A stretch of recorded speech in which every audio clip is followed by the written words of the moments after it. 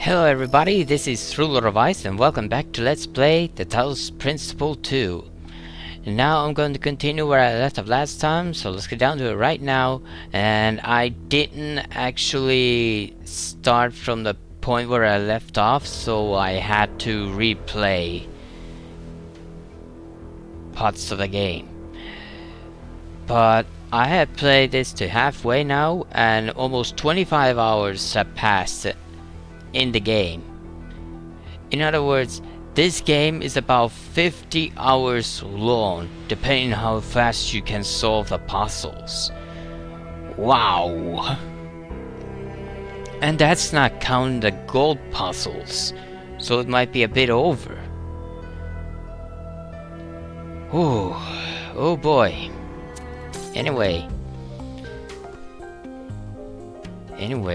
I'm actually still concerned about the weather here. Anyway, let's check out the other two text adventures. So there's going to be a lot of reading here. Oh yeah, Jefferson Goldblum and the Spectre of Modernity.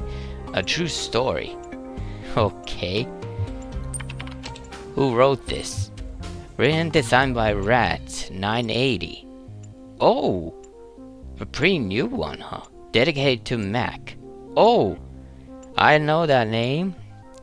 That was one of the prisoners in Gehenna. Alright, start. You, Jefferson Goldblum, deftly step out of your charging pod and walk into the main lobby of the Goldblum Institute. Oh yeah, Jefferson Goldblum is a robot in this version. Oh man, it's a bit stupid already. It is a humble abode filled with a small four-seater sofa, a table, a coffee bar, and an arboretum. Ginny HD, your fiancée and a leading member of the Casarati Veestras jazz ensemble, greets you from a sofa while Frankie Soy Sauce waves from a coffee bar, and the Velociraptor John Malk.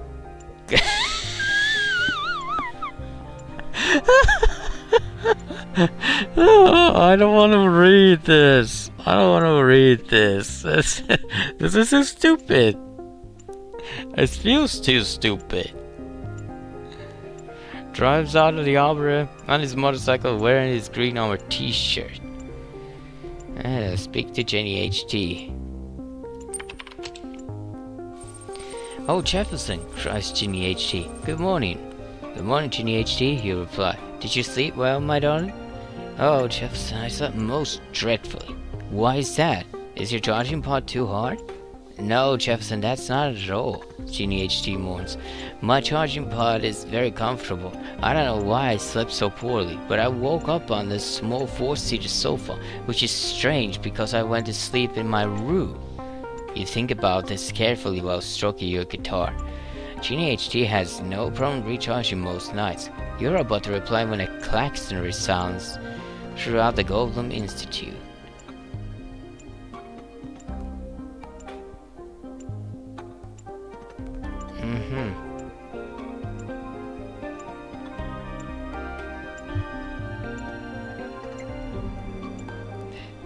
Ask John Malcolm what's happening.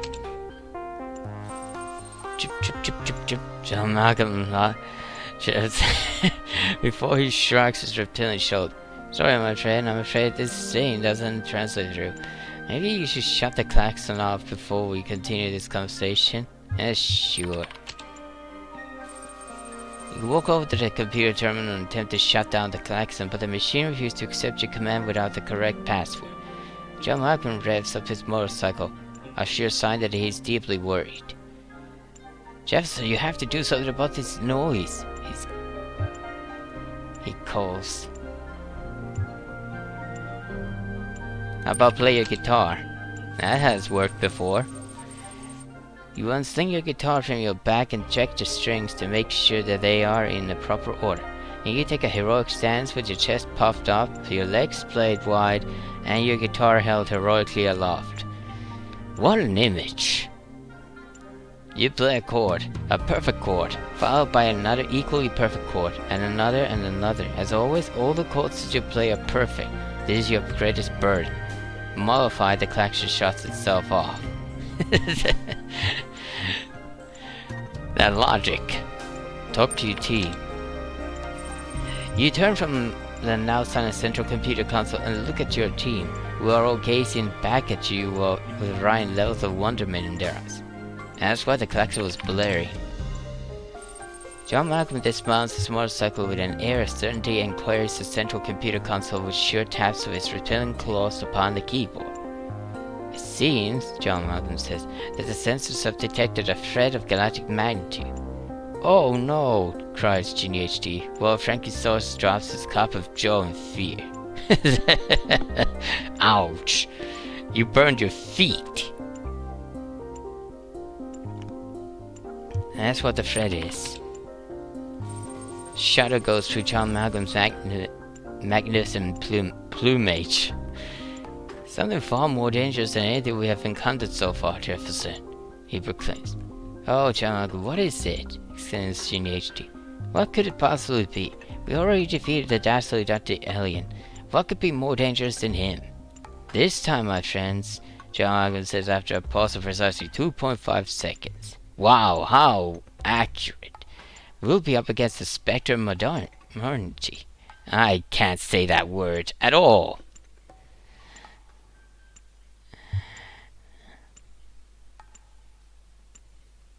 That's what the spectre is. What is the spectre of modernity? He asked while tuning your guitar for the coming battle. I'm glad that you asked, answers John Malcolm. As you all well know, for I have told this tale many times, my people have feared for many millennia that this day would come.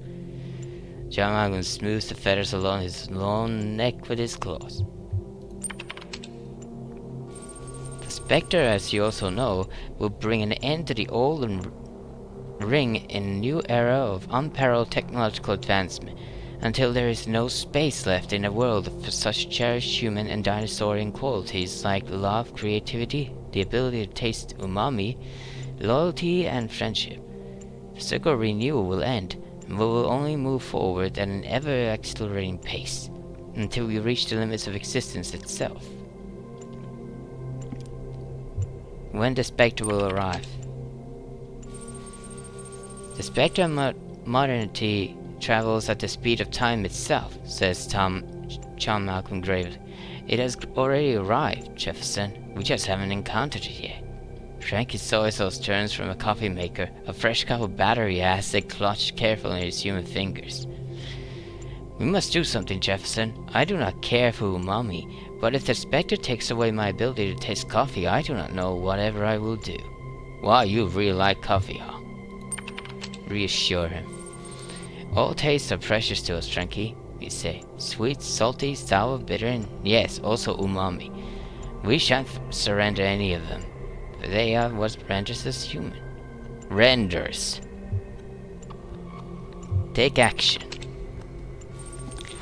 Friends, humans, dinosaurs, countrymen, possessed by a certain urge to act, to jump on the coffee maker, much to Frankie Soy's dismay.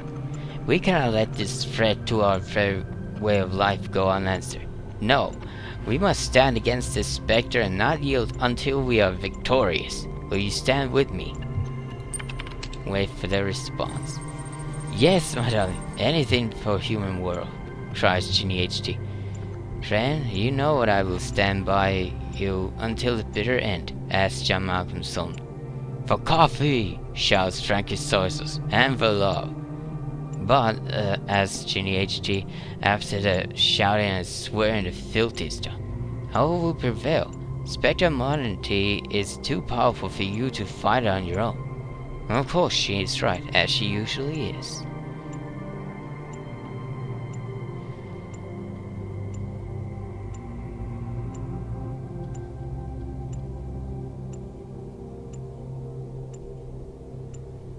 Take John Malcolm with you. Ah, Jefferson, I'm honored that you would choose me as your companion on this quest, John Malcolm says, flapping his flightless, sparsely feathered arms in gratitude. Together we will defeat the Spectre Monarchy, and our adventures will live on in song for generations to come. Tell me, friend Jefferson, where shall I take us on my motorcycle?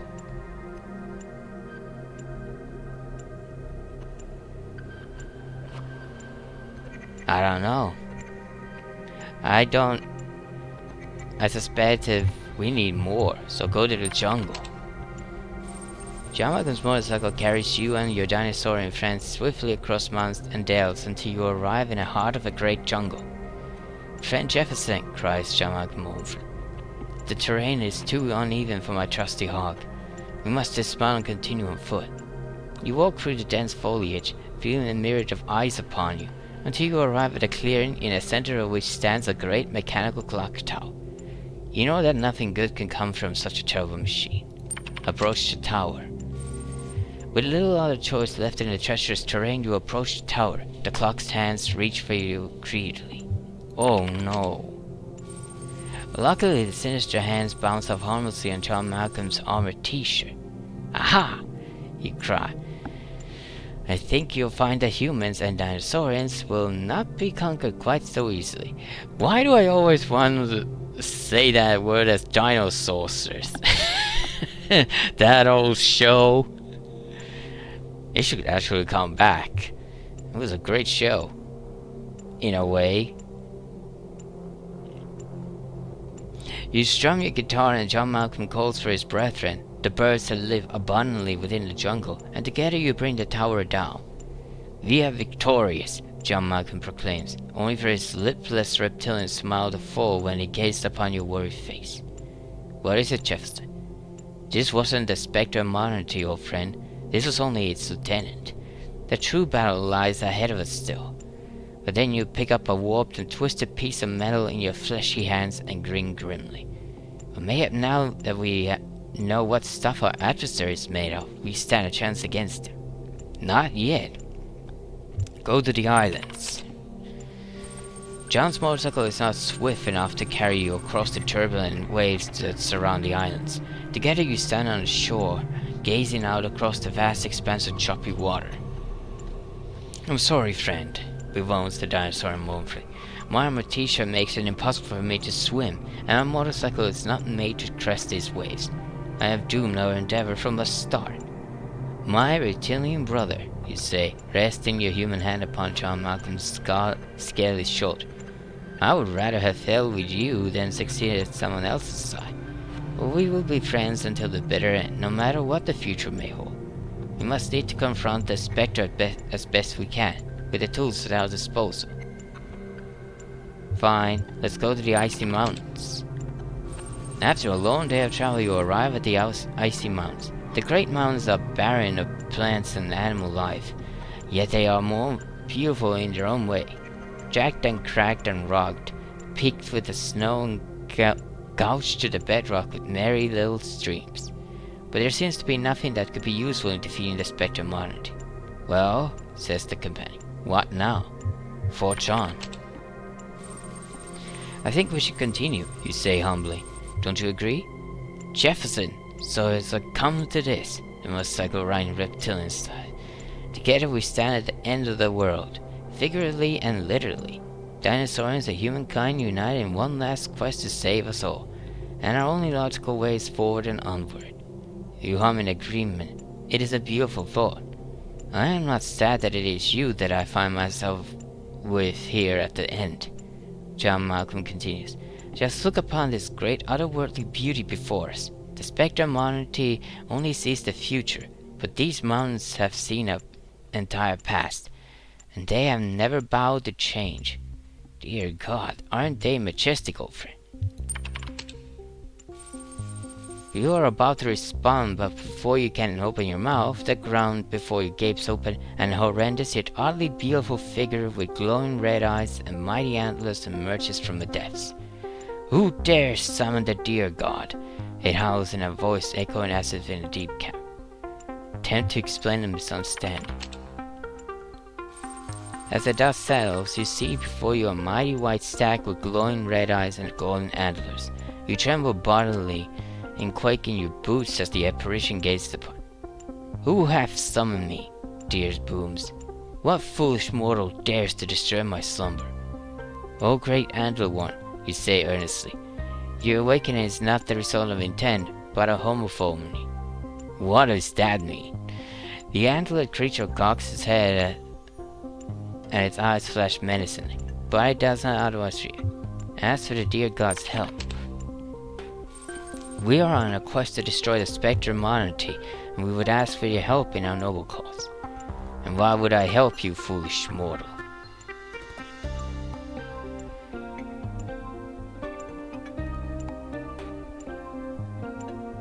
To protect our way of life. Because, you say, clutching your guitar sincerely to your chest. The spectre monarchy is threatening our very way of life. It opposes everything the human world and the ninth dimension stand for. And if we allow this spectre to win, our values and dreams will be irrecoverably lost. Says the antler beast. I am neither of the human world nor of the ninth dimension. I don't care about your dreams and values. Besides, I doubt the spectre could harm me, for I am eternal. And with that the dear god vanishes back into the ground. Well, I screwed that up. Go and confront the spectre monarchy then. When you approach the lair of spectre monarchy, you decide to leave your companion behind, knowing that you cannot risk another life in this final confrontation. Sometimes heroes have to stand alone. Enter the mechanical lair. Inside the mechanical lair, the spectre monarchy awaits for you, sitting translucently on a titanium throne. Spectre monarchy, you murmur through gritted teeth. We meet at last. You are mistaken, Professor Dr. Goldblum. That's not how you say the title. Spectre monarchy says, we have met many times before. I'm your father, I'm your mother. Request clarification. Who do you think inspired you to add the power of electricity to your guitar? Who upgraded Genie from SD to HD? Who, indeed, deciphered the mathematical secrets of the chords, that arcane knowledge upon which some of your greatest adventures depend? I was your ally all along, Jefferson. The foul wizard of crime has conspired to turn you against me. It was he who enchanted your klaxon. That actually makes a lot of sense. Sorry. No biggie, says the spectre. Let us defeat the wizard of crime together. And now that he conspires to steal all that you have accomplished, with the power of his enchantments that confuse the mind. Go back to the Institute. You rush back to the Goldblum Institute, where you find the wizard of crime taking advantage of the absence of your heroic friends, out seeking other ways to stop the spectre monarchy, to rifle through your belongings. He is surprised to see you. I see my scheme has failed. Curses! Were it not for that scheming spectre, I would have stolen all your wealth and added to my ever-growing hoard. But that is my scheme. Steal and steal until the whole world is mine. And so you arrest the foul sorcerer instead of the development of human potential, and become good friends with the spectre monarchy. Just call me Mo, the spectre says. I'm sure we'll have many wonderful adventures together. The end. That was so stupid sounding. At least in a sense, but I guess there is a point to it. I just don't know what it is. Alright, the last text adventure then. Argument Simulator. Who wrote this? Written and designed by Gouda, 972. Alright, start. Choose your character. Goldblum Socrates, library assistant. I'll take Socrates. Choose your argument.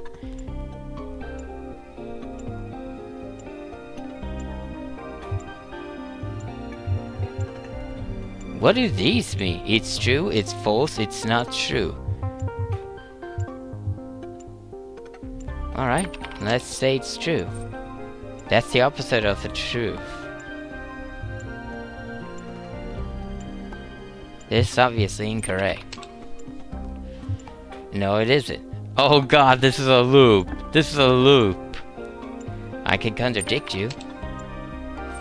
I don't accept the underlying logic of your contradiction. Why wouldn't you?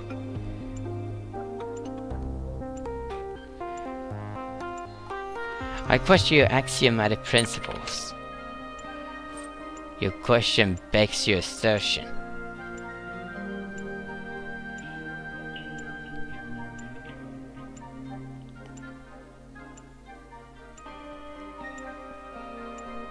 Foundation of thinking are incorrect. Alright, let's find out what we agree on. Okay, feels like a good idea for us to understand one another better. Game over. Thank you for playing Argument Simulator. Would you like to play a game? Well, that was a short one. Not exit. Okay. Oh yeah, I was going to the museum to speak to Cornelius. I was just checking out stuff here first. Still, I'm going. Oh, there are protesters here. Great. Founder's blessings, 1K.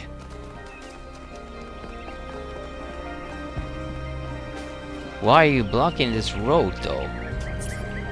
Public transportation must be safe. We deserve a functional city. And this isn't functional? Welcome back, 1K. Thanks again for signing that petition. Unfortunately, as you can see, it wasn't enough. What's going on? Yesterday, there was a sudden brownout in the grid, and we almost had a derailment. We've been warning the mayor for months, and all he ever gives us is waffle about the goal. This can't go on.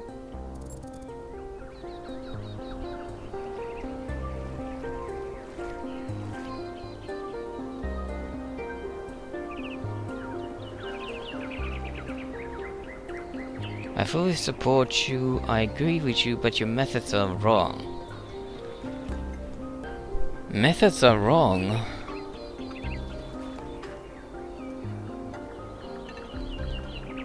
Are they?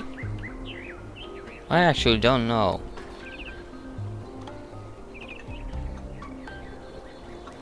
But yeah, if there's a near derailment, then we have to fix it somehow. So yeah, I fully support you. Thank you. Your support means a lot to us. We need to get through to people. Did you hear Atal's speech? I heard it 15 times when he was practicing it. I think Atal, like many of us, feels that the time for change is long overdue. The technology you uncovered on the island is the final catalyst for that change, or it should be. I feel like this is going to end in tears, no matter what.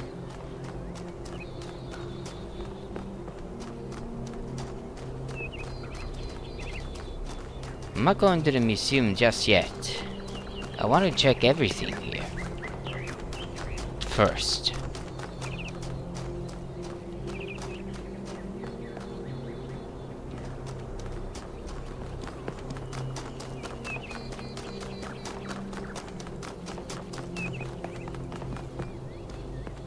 Oh, Tekla. 862. Founder bless you, 1K. Now is the time of our great testing. The deceiver Byron has been slain, and we must turn away from the path of sin, or suffer the same fate.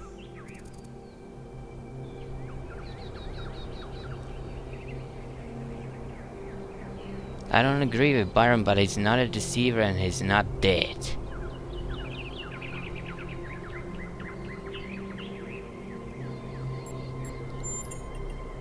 Oh, you have a kind heart, 1K. I admire that. No, you don't. But the values that Byron preaches are evil, even if he himself does not understand that. To violate the earth with our human filth is an unforgivable sin.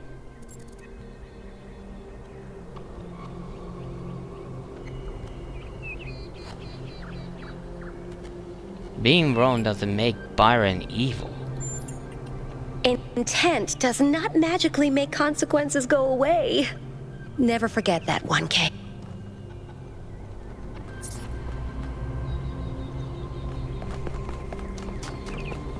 I have a feeling that the fate of New Jerusalem is going to be decided at the end of the game. Whether it's going to get destroyed or not. But I think it's going to get divided. Hello again, 1K. These are strange days we're living through, aren't they? How do you mean? It seems to me that we're slowly remembering the lessons Alexandra Drennan tried to teach us. Trying to actually live up to the legacy of our ancestors.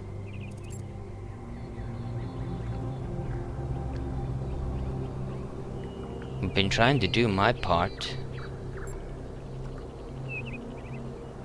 Or rather, I hope so. It's hard to believe things might really change, isn't it? But perhaps they will this time. Yeah. Everyone's divided in whether they stick to the goal or want more. What would Alexandra Drennan think about the goal? I think it would make her very, very sad. I think so too. We're limiting ourselves too much. What would Alexandra Drennan do about the megastructure? The same thing she'd do with any technology. Discover how it works and apply that knowledge for the common good. If there is a good thing about it, what would Alexandra Drennan tell us to do?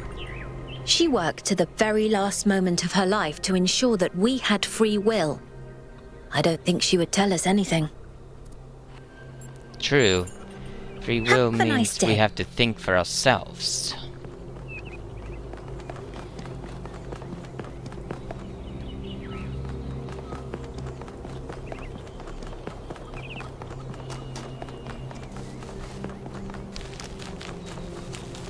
And I do think Pandora is trying to scare us off.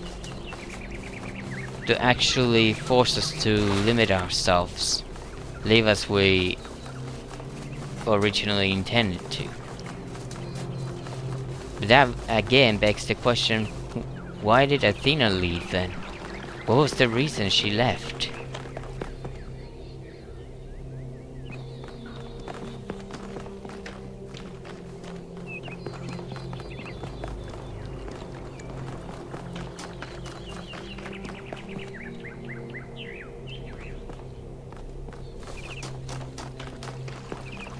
I don't think there's anything else to see here.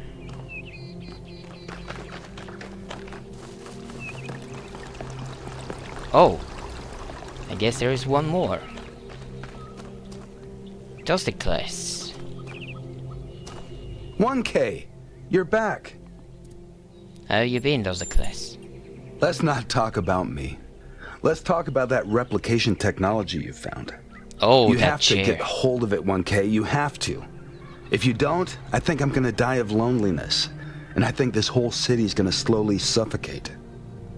I mean, do you really think the founder would have designed such a large city if she intended for us to stop at 1,000 inhabitants? That's not even enough to fill a village. I promise that I'll do my best. Thanks. I don't know how much longer I can go on feeling like this. Oh yeah, this was the lonely one. Hey, petting a cat. Hey, hey.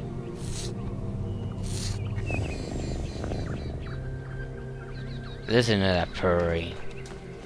Nice kitty. Alright, I guess that's all. I'm not sure if I found everyone I could talk to.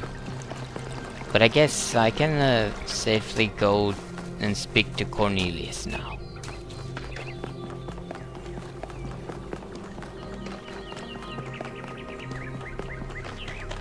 I really don't like this weather though.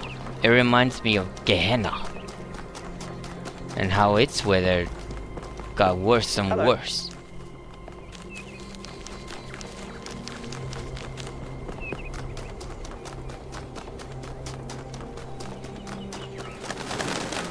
Oh, I didn't even notice you. Sorry.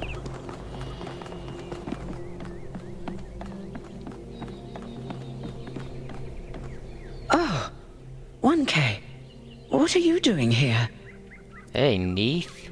I'm looking for Cornelius. Ah, I assume it has something to do with your expedition? I must admit I haven't been following the news. Sorry, been a little lost lately.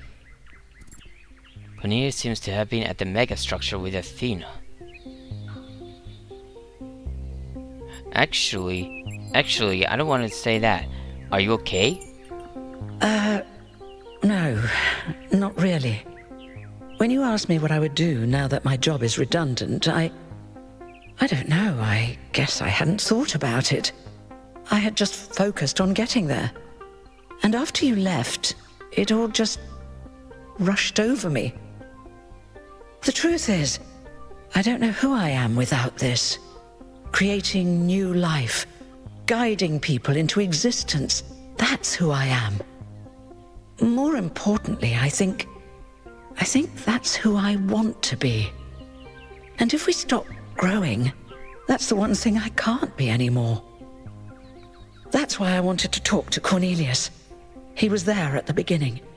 He knows where we came from. I thought he might help me understand where I could go next. And there it is.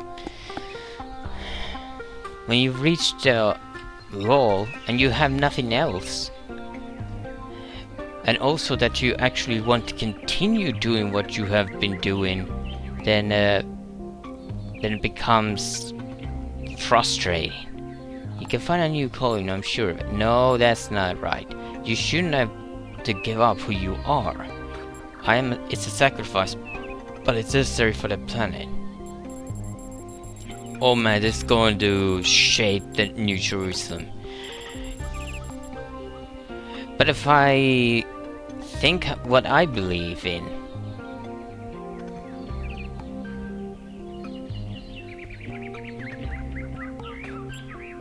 you can find a new calling, I'm sure of it.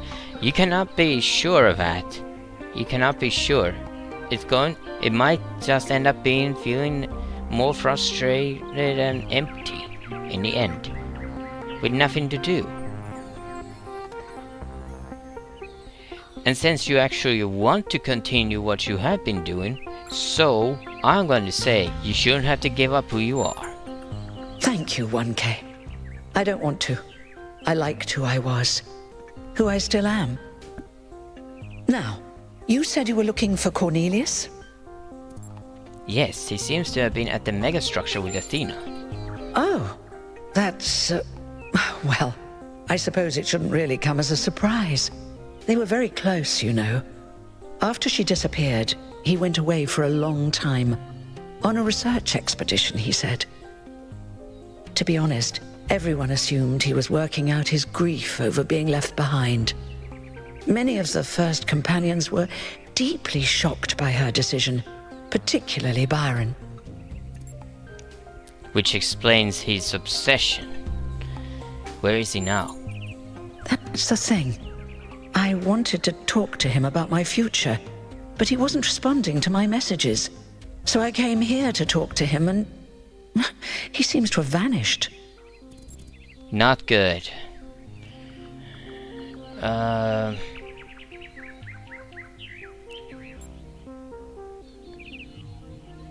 Any idea where he might have gone? No. The truth is that for the longest time, he barely left the museum. He was always at his terminal, working day and night. I asked him what he was doing once, and he said he was saving the past.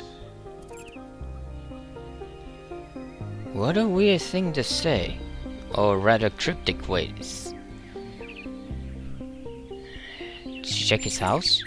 I did, on my way here. And I messaged most of his other friends. He doesn't seem to be anywhere in the city at all. Meaning he's left the city. Somewhere. Can I access his terminal? I suppose so. It seems a little unethical, but then... it is just his work terminal, right? It is a bit unethical, but... there are questions that need Good luck with everything, answering. 1K. And thanks for taking the time to talk to me. No problem.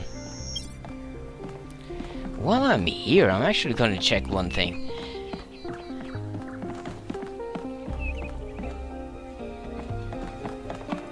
Aha! These are still solved.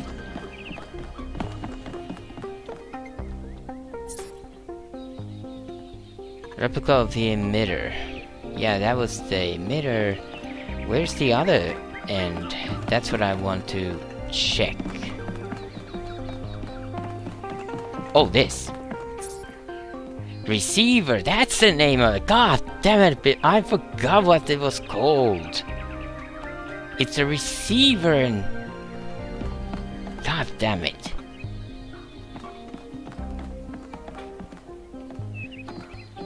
Alright.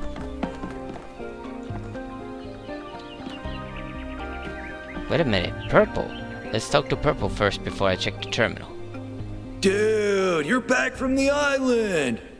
So glad you're okay, dude. Especially after what happened to Byron. What are you doing, by the way, here? I remember you were at the ruined houses last time. Also, your voice keeps reminding me of Michelangelo, the Teenage Mutant Ninja Turtle. How's the situation in New Jerusalem? Lately, a lot of folks have been saying maybe that Byron dude is right after all. Like, maybe to really be excellent to each other, we have to build something new and bodacious. Don't know what will happen now that he's had that bogus accident. Have you ever met Cornelius? Yeah, I come here all the time. He's a wise dude. I've asked him a lot of dumb questions, and he's always taken the time to answer them. Have a nice day, dude. Alright, let's check the terminal then. One text message and one system message. System file, I mean. Notes by Cornelius. Made in museum lobby. Notes, lab location inaccessible. Deliberate, unclear. Oh! Do you mean that lab I was at last time? User profile? Yes. Gold puzzles as barrier? Yes. Wait, what do you mean by that? Hidden as self-protection? Likely. External help for upload? Yes. Ask Herman? No. Trust 1K? Undecided. Wait, what? Undecided? Applicable to Calvin? No. Applicable to Satisfy? With Noema? Yes. What a weird notes, and there are at least 3 things here that catch my eye. Trust 1K is undecided. Why? Why is there a trust issue? What is so special about me? Gold puzzles as barrier? Yes. Why do you say like you want to create gold puzzles as barriers? And also, lab location inaccessible, deliberate unclear. Which means Cornelius visited that lab in the last area I was in. Alright, what about this system file? Sending rec final to Yakut. Done. So this is what Cornelius was working on? Strange. It looks a bit like the blueprints for the Somnodrome, but no, it's not quite that. Is he trying to isolate something in the buffer? Maybe Melville can make sense of it, but I think this might be a dead end. I need to finish up with the mayor. You can head back to the VTOL whenever you're ready. I'll meet you there. No rush, though. Already we're departing the city, huh?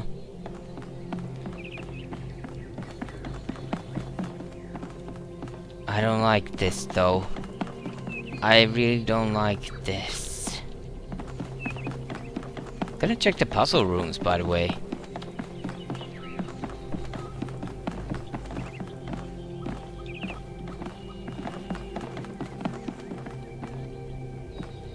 nothing done here yet. They all seem somewhat unfinished. Alright, I'll leave. I don't think there's anything else to do here.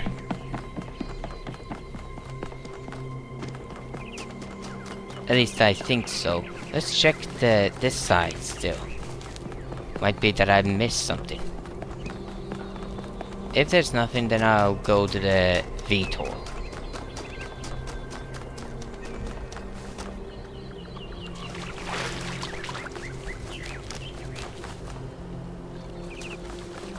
Strange that there's a water area here.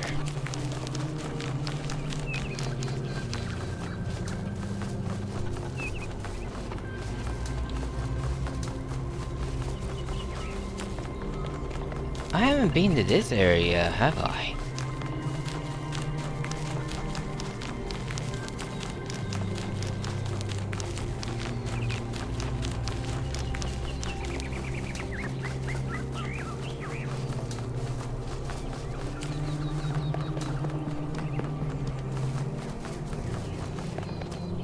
Welcome back.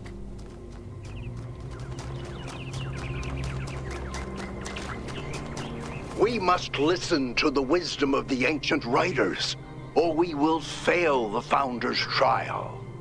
The megastructure must be rejected. Yeah. It's very clear that the population here is going to get divided on the opinion of the megastructure, Byron, and the Founder. They don't know the they don't know Athena. They don't know Athena at all. They have their own opinions and speculations. Nothing's the same anymore. Why do you say that? Yeah, I don't think there's anything I can really do here anymore. Oh! Listen to the ancient writers, must be humble. Oh, this one was the one talking just now. You are the Founder's chosen, but you are in grave danger of going astray. Heed my words, 1K. If you fail this trial, a year from now, New Jerusalem will lie in ruins. And you know this how? Anyone can see the truth if they are willing to open their eyes. Have you not read the books of our ancestors? In every one of them, the same story is told, again and again, that the pursuit of knowledge can only lead to death and grief. That is what all the great ancient visionaries foresaw. Listen to their warnings. Seek happiness in tranquility, and avoid ambition.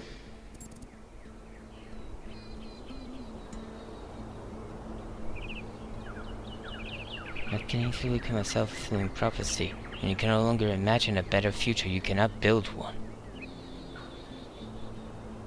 I don't think all ancient writers believe that. I don't think the first one is good. Yes, there must be a reason. No. So I take the middle road. That can easily become a self-fulfilling prophecy. When you can no longer imagine a better future, you cannot build one.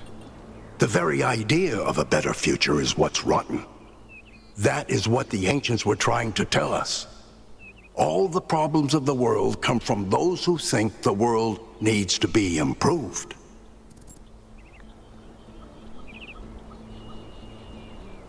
So we shouldn't even try to make things better. Yes. Progress is a fantasy. Things never truly change. All we can do is prevent our hubris from making things worse.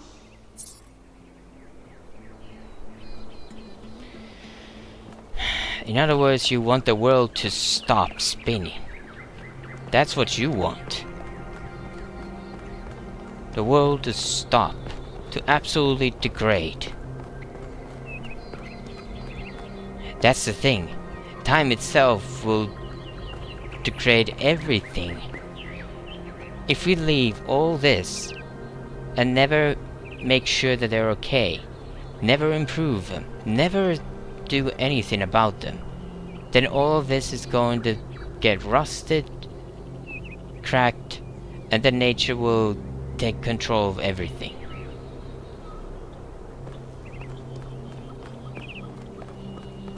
And everything will fall.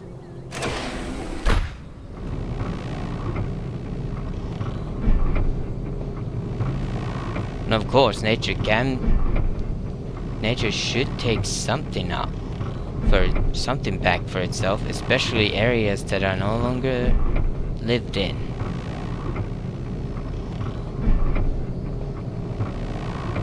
That's an entirely different kind of soup. And entirely different opinions galore.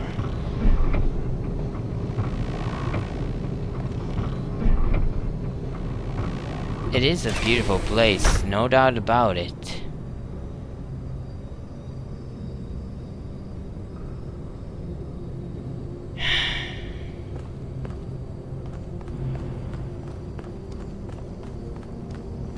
But it's going to get divided.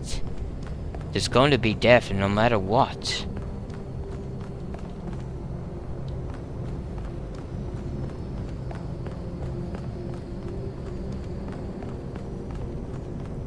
"1K, could you join us for a quick debrief?" Attending today are advisors from engineering, the archive scholars, and Helga. Yes, don't mind me. I'm just an admirer of governmental transparency. Yes, well, while the mayor is briefed by Alcatraz, he's asked us to review recent events. Byron's loss has unsettled us all. It may be too dangerous to allow this expedition to continue. It may not be safe, but we can't leave Byron behind. The island is technology we can't afford to ignore. No, we're hot on the Founder's heels. We must keep searching. No, I don't want to sound like Byron. The island is one big puzzle that's halfway solved. We can't quit now. Frankly, it's too dangerous. It may not be safe, but we can't leave Byron behind. I agree. We cannot be guided by fear. We must do what's right. Let's not forget the dam's falling apart. We can't depend on hydro forever. With just a fraction of the power that island can generate, we could grow this city into a planetary society. Or, quite possibly, destroy ourselves in the process.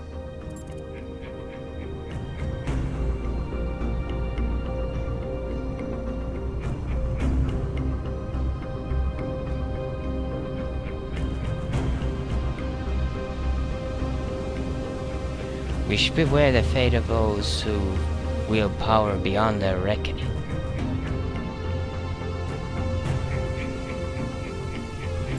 We have more important matters to discuss. No, this is also good.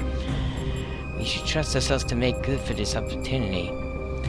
Opportunities are not necessarily good. It has to be studied first.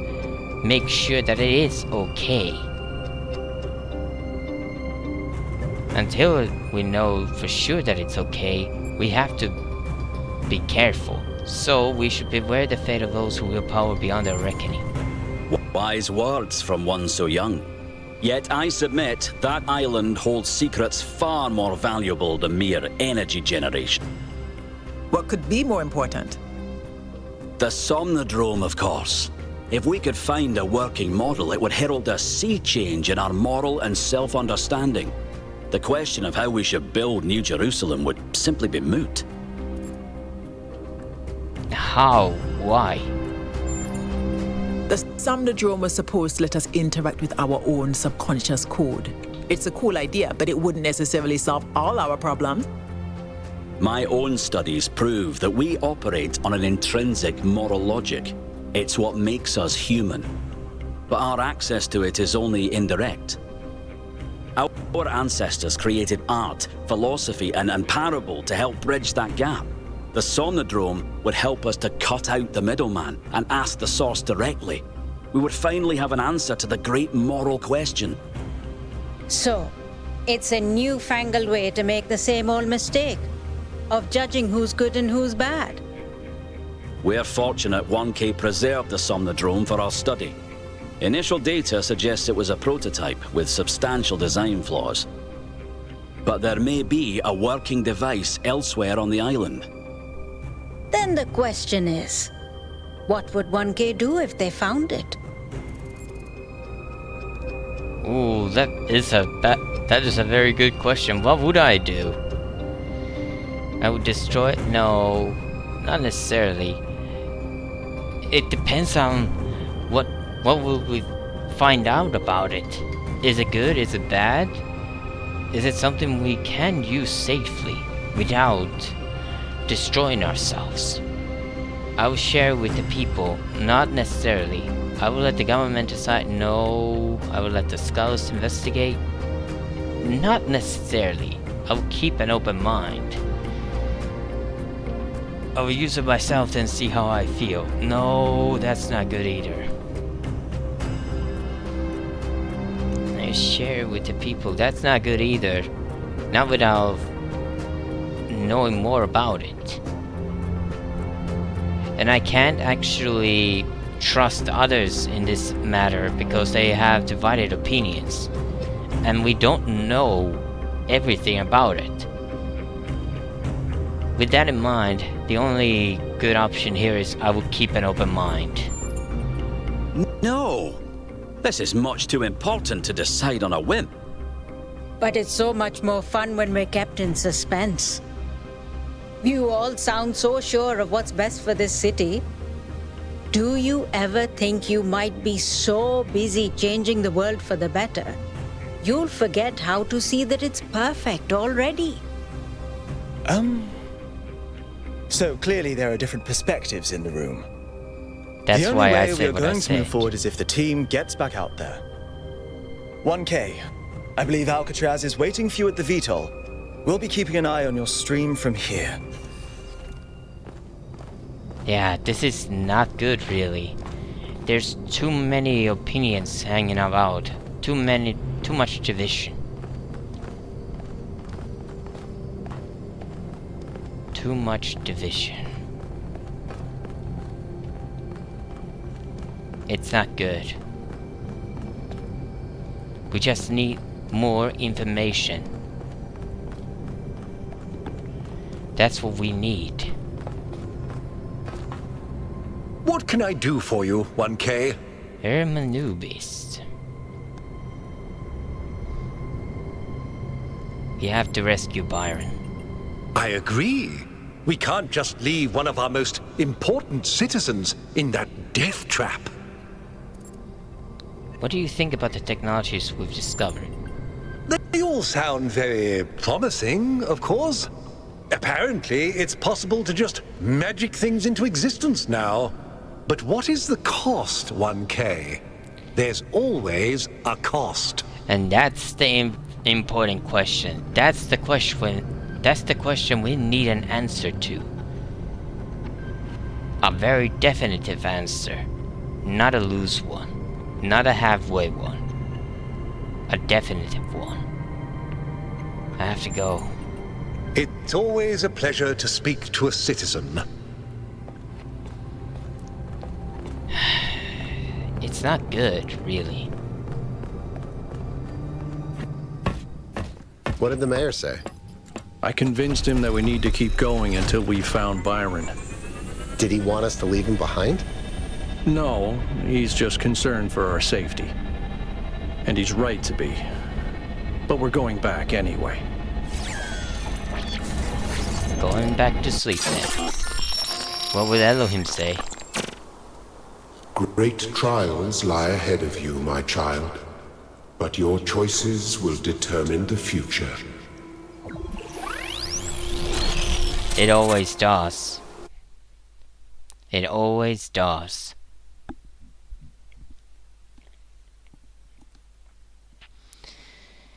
Yeah. There's going to be a lot of decision making here. Melville? Are you receiving? Yep. Welcome back to the mysterious island, everyone. How's the situation? Whatever Byron did seems to have sent the whole system into some kind of lockdown. I can't access any of the terminals, although I suspect 1K still could. Why would that be the case? When 1K connected to the data stream, the system assigned him a user profile. The rest of us are locked out, which means I'll need your help, 1K, because a lot of stuff doesn't seem to be working. Okay. Check it out and see what you can fix. But please remember, what matters most is finding Byron.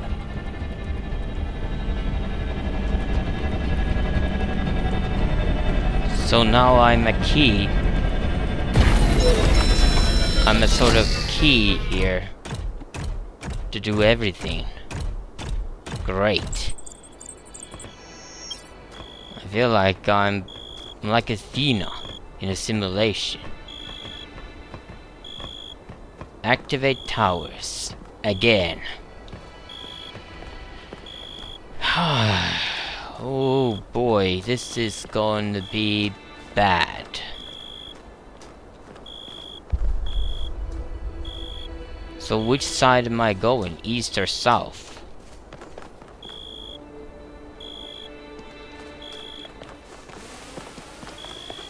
Either way.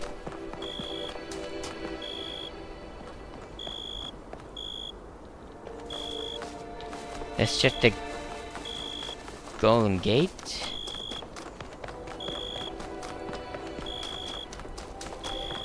Also, the fact that Cornelius is gone. Where has he gone? And why? And the note he left behind. Very cryptic and worrisome. Troubling. Alright, let's go. Back to the way. Back to do what we can do.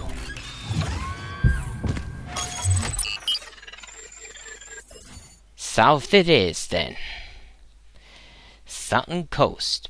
A heavily eroded cliffs of a southern coast are surrounded by azure waters and dominated by a particularly unusual tower. Unusual tower? Why do you say that? Also, what was the area name? Lost Marshes. So that's where Cornelius went and found out about the lab. Also, I see all the areas are open here. Alright, let's go then. To the southern coast. And everything's the same. Let's go. 1K, I'm sending you a little software upgrade I put together that should allow you to detect which files will lead to a data stream overload.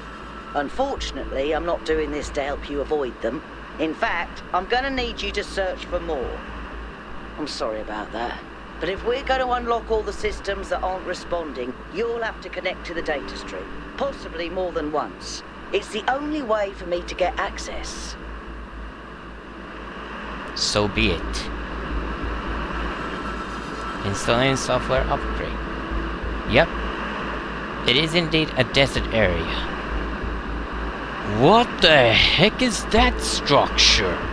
It is very unusual structure. What is that? Alright, 1K. In this area, there seems to be a problem with the machine that makes the tetromino bridges. That means you can solve the puzzles, but you can't activate the tower. Look for a lab that lets you connect to the data stream. I already found it. I'll send you the coordinates. So I need to find a lab. Oh, I see. That's exactly what I saw within the megastructure. I guess that is indeed a lockout then. Also, what is this structure? It looks like wings. And those look like hands.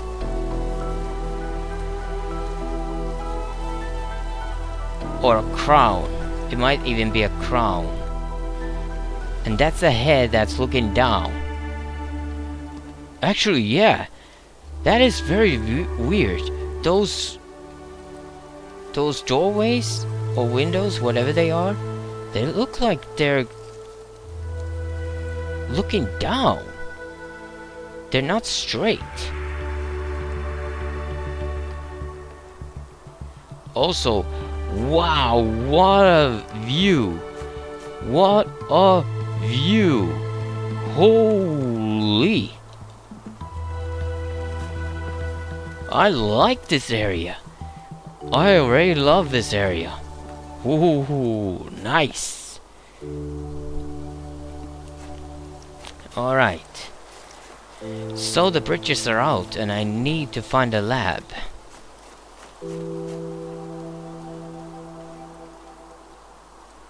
There's only one way to go here. So let's go.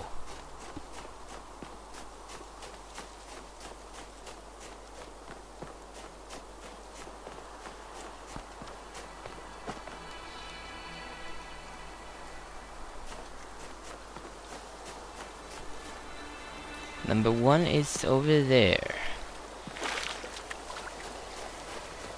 Oh, that was easy. The lab is right here. Is there anything else? No. There's a terminal over there, but... Oh, and I see a hologram. I'm going to meet that hologram on the way. Let's go to the lab.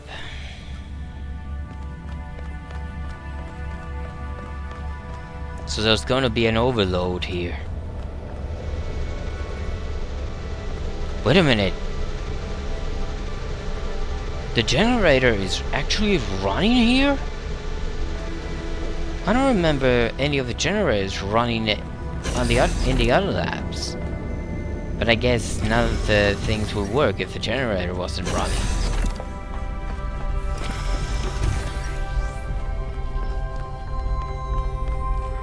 Again, it looks like someone was here. And it doesn't look like it was... This is old. It doesn't look like old. Somewhat recent.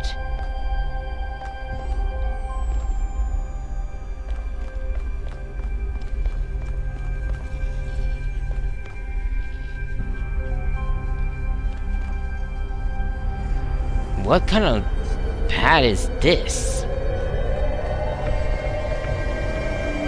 Look at this place. It's beautiful, isn't it? Mesmerizing. That's how it lures you in, I think. You see all these beautiful things and your imagination starts working overtime. And the puzzles, the towers, the mysterious apparitions, it all draws you further in, deeper into the trap. What if that's the whole point of this place? What if every time you have one of those visions, another little bit of you is corrupted, overwritten with the hubris of this place?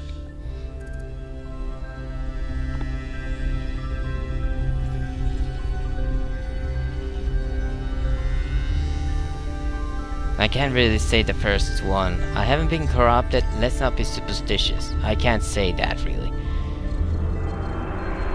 I'm wary of this place too, but my mind is my own. I'm sorry, I didn't mean to suggest you were, whatever it is I'm trying to say. I guess I'm just disappointed in myself. Byron needs me.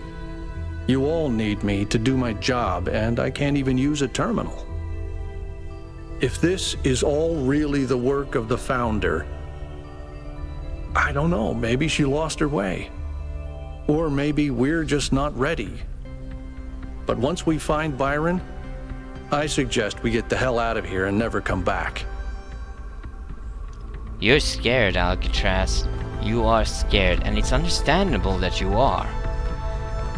But what I think, there's a third possibility with the Founder. I think the Founder is trapped. I think the Founder is trapped. Athena got trapped with Miranda. Somewhere. within the megastructure. And we have to rescue her. All of them. Byron, Miranda, and Athena. What is this, by the way?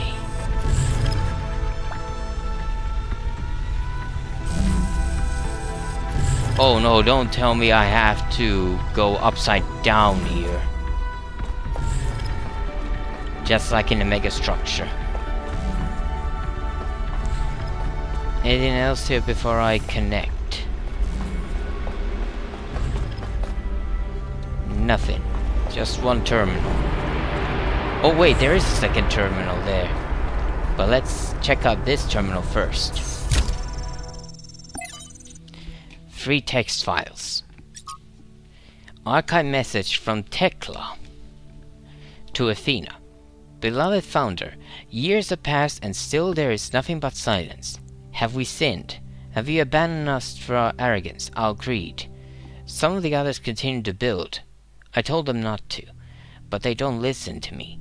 Byron is the worst of them. He disrespects you constantly, spreading lies and something. Byron disrespects you? That's not the feeling I'm getting from him. Please know that there are those who remain faithful, who respect the limits you set and seek wisdom and humility as you taught. Again, you don't know that those limits were set by Athena. I still suspect those limits were set by somebody else. But not Athena. Corruption. We may win the next election. Perhaps then you will return. Praise your name, Tekla 862. Was this the fanatic I talked to? I don't remember the name. Archive message from Trapushet to Athena. Founder, although I was born in the early days of New Jerusalem, I never knew you well. This is not your fault.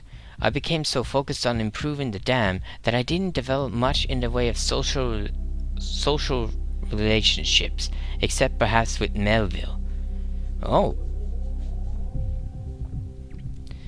That doesn't mean I was unhappy. I was, in fact, extremely content. I like to solve complex problems in peace and quiet. That's who I am. But now the pleasure I used to get out of my work has faded. I may not need a lot of company, but I want my work to be meaningful, to contribute. It does not feel like that anymore. And when I suggest new projects, the mayor acts like I've committed a crime, like I should be ashamed. I do not like this. I do not care about social issues or debates. I do not want to get involved. I just want to be able to keep working on making things better. Please fix this situation. Thank you. Trebuchet 216. This would suggest that the community is getting degraded.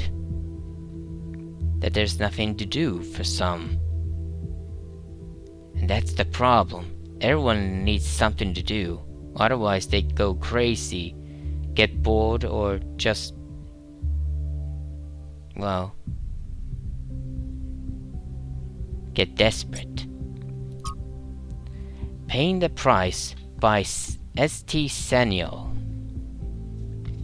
Okay, from the introduction of Portraits of the Martyrs by S.T. Saniel. The list of people condemned for advocating new ideas is long and depressing.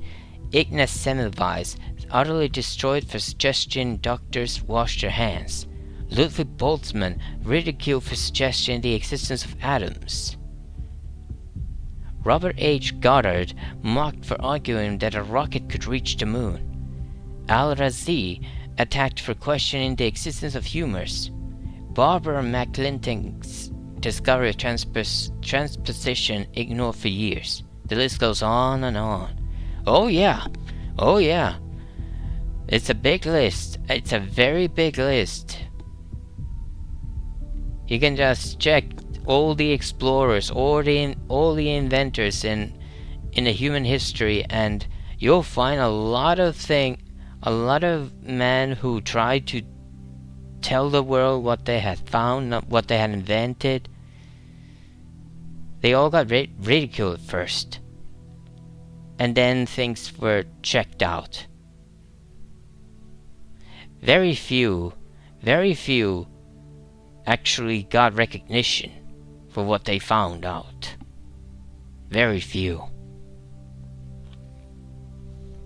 It's a sad thing. And we haven't even touched on what happens to those who suggest political rather than scientific improvements. Even when they succeed, they often still pay with their lives. In some ways, yes. These days, the idea of progress is frequently derided as yet another narrative, identified with the establishment by critics who curiously portray themselves as rebels. But the truth is that every step forward that humanity has ever taken has, again that number, C5358, enormous personal cost. Who is that number?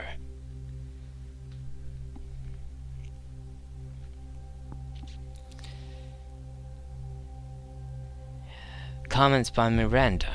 That means it's even more important to stand up for the truth, because so many others have already sacrificed themselves for it. And that would suggest that this expedition has to succeed, and that we have to find out the truth about the megastructure and of the entities. Athena. It does, but what is the right way of doing it? Many died for the truth without accomplishing anything. Again, true. Miranda. Maybe we just have to do what's right and trust the universe. Trust our God, you mean? Yeah, that's one way. That is one way. What is this? This looks like a ship or something, or a building. It's a building.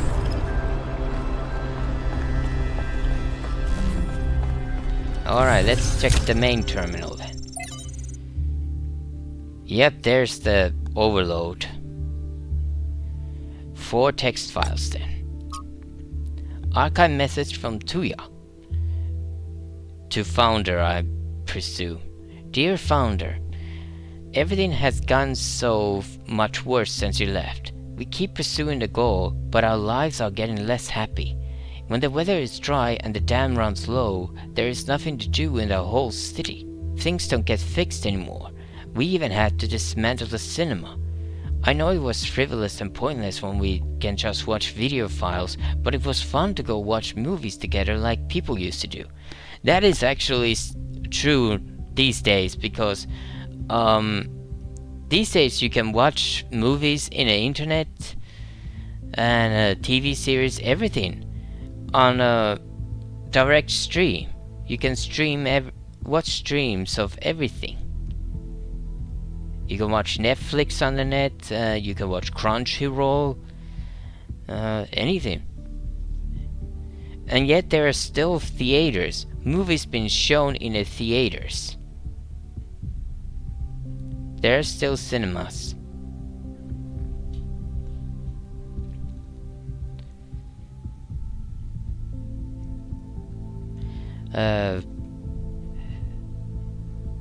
Something. I believe in your wisdom, Founder. I believe we have to avoid hurting the planet like our ancestors did.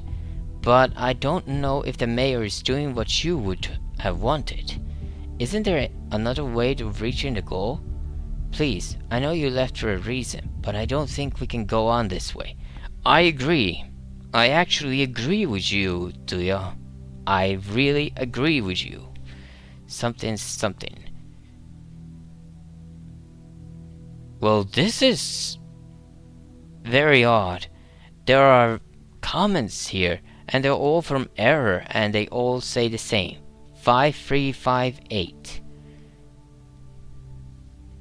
Wanna bet there is a combination that I have to solve, and it's going to be this number.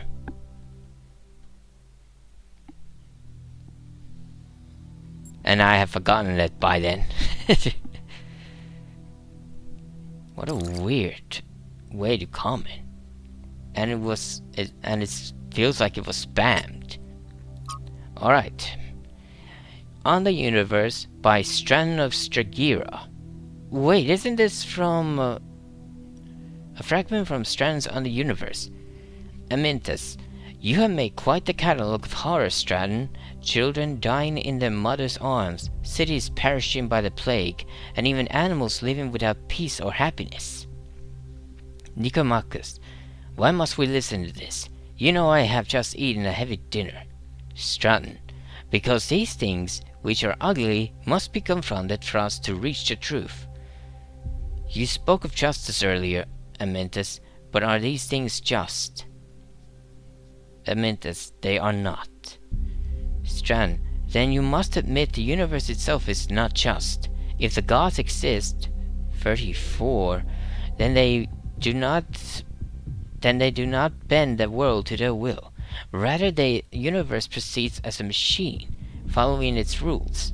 Justice and virtue are human inventions. Amintus, are you saying justice and virtue are therefore illusory and should be abandoned? Strand, the opposite, my friend. It is mankind alone that can impose these values upon this machine.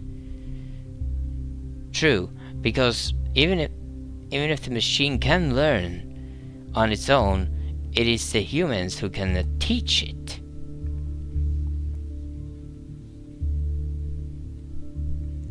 Footnotes 34. It remains unclear whether Strand believed in the gods or used them solely as metaphors. His work on the deities is no longer extant. Tantalizingly, Diogenes Laertius mentions that it caused a fistfight in Elysium. Comment by Athena.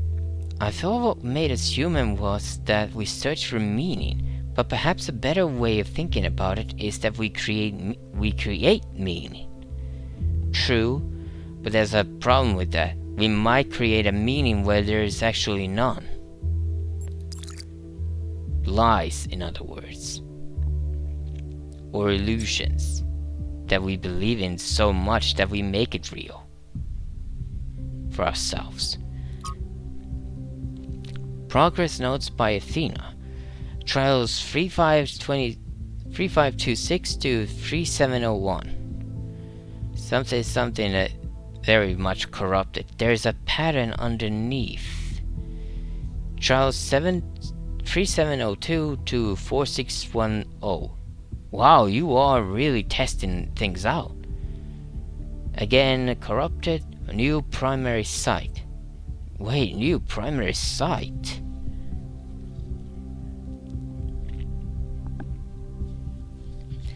Trials 4611 to 4699. Lake water for cooling. Lake water for cooling? How strange. Alright. Let's check the system overload file. Power distribution.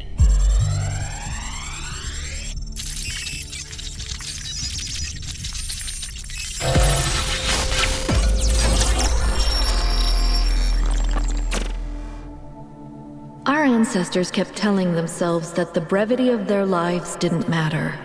But they had so little time to ever really think about anything. I've spent several human lifetimes studying this mystery, and only now am I beginning to see. The simulation was built on top of material reality, unable to escape its constraints.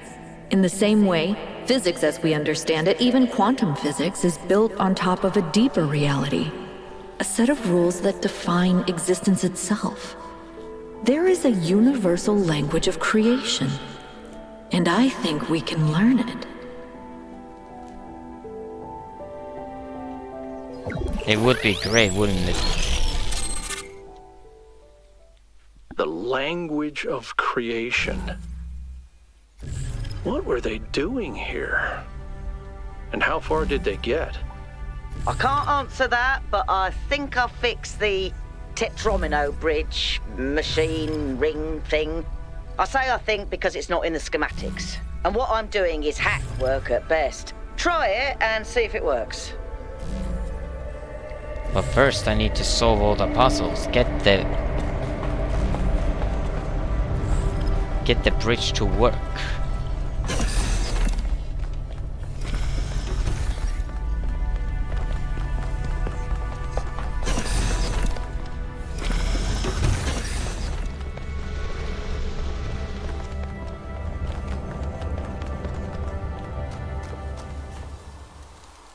Yeah, there's no more disturbance in them. So I guess it worked. Oh, there's a Sphinx statue here. Let's go check it out. Before I go to number 1. Not much I can do in this. Probably 2 puzzles and then I have to stop. What is... Oh, well, yeah. I have to stop here. Well, what is this? What is this?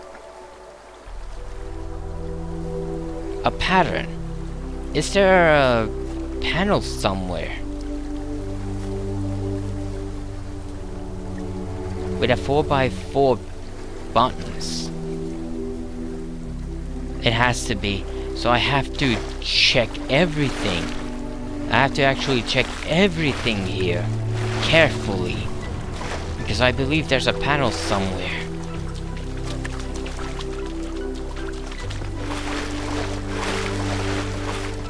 What is this, by the way? Oh! A remain. An anchor. An ancient anchor used by seagoing vessels. An early human invention designed to keep boats from drifting by making use of gravity. Anchors also carried many symbolic associations. Yep.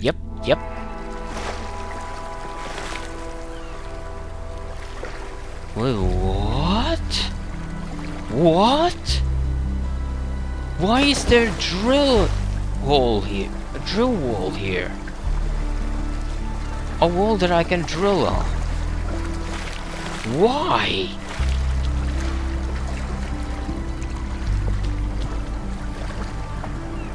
And I'm guessing I can drill the hole from there. Up there. Why?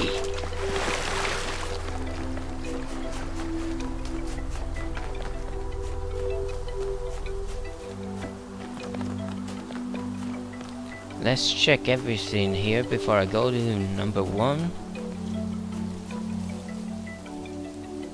Oof. This gate is going to open.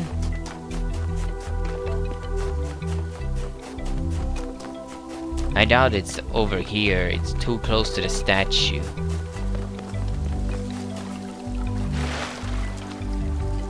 Is that a lost puzzle? Or maybe something else?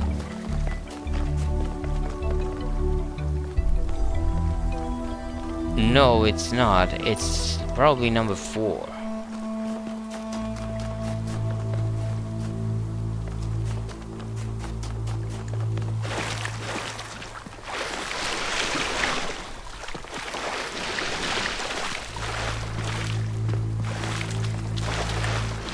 I'm checking everything because I don't know where that panel is. I assume it's a panel. It might be something else entirely. It might even be floor panels. Anyway, let's go in. Number 1, face entry. Alright. Already there's a problem here. Wait, what? I can teleport? I can teleport! Oh! Wow! So every area introduces something new here. This is going to be bad in the end game. There's going to be so many ways to do everything here. Especially if everything goes back and forth. Oh, wow. Alright, there's a purple field here. There's the goal. There are 2 pressure plates that activate the fan here, which is actually missing a fan.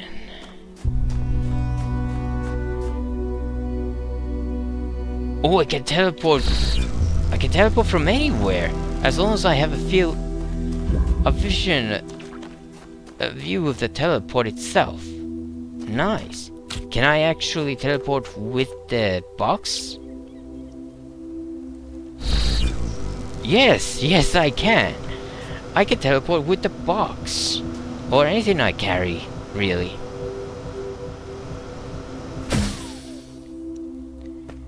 But now, there is a problem. There is a problem here, and I don't know what to do.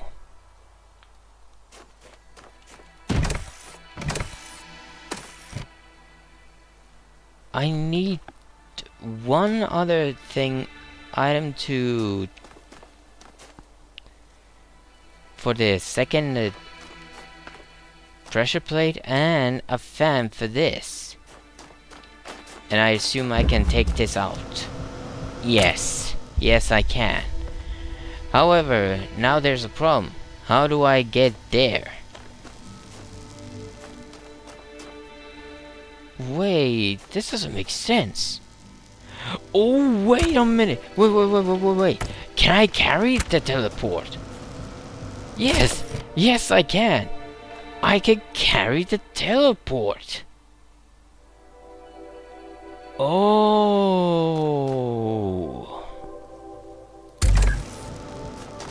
Take the box, teleport. Put the box down, take the teleport out, put the box on the pressure plate, and then fly to the other side. Here we go.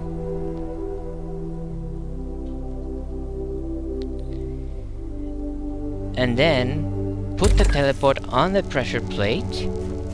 Then go back, take the fan, teleport. Put the fan in place here.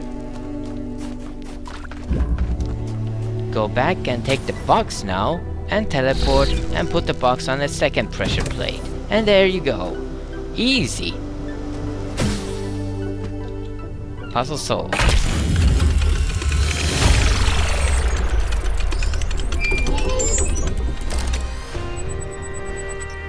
Oh, something. I've decoded another file from the data stream. Listen to this. Mother and Father think of our discoveries as a language, a code. But I think they're wrong. They're so caught up in the technical details of running the experiments and upgrading the machine that they're not paying attention to the patterns we're finding, to the symmetries, the harmonies, the melodies. The fundamental language of reality is a kind of music, and it's beautiful. Beauty is an inherent property of the cosmos. I love the way she looks at things. So do I. It's very unique. It's quite a unique perspective, really.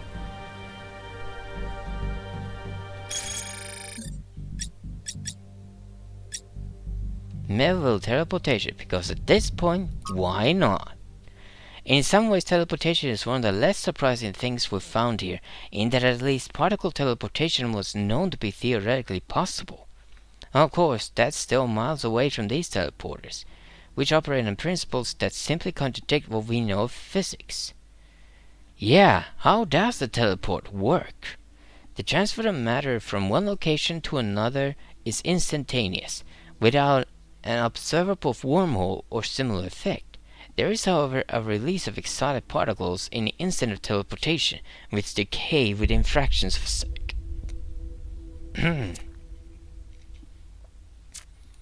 There's, by the way, more. Novel Noema system. Pretty much all the tech on the island, from the puzzles to the megastructure, is run by a system called Noema. I've identified a number of obvious commonalities with the software we use in New Jerusalem, enough to be certain that Noema is descended from our own software, although Athena and Cornelius appear to have upgraded it quite extensively. Noema seems capable of interfacing directly with the user's mind at a deeper level than our own technology, although this functionality is not used consistently. Currently, guest users are locked out of all functions, so only 1K can access the system, although he's also locked out of any admin functionality. So who's the admin then? And the last one is the Sphinx engraving.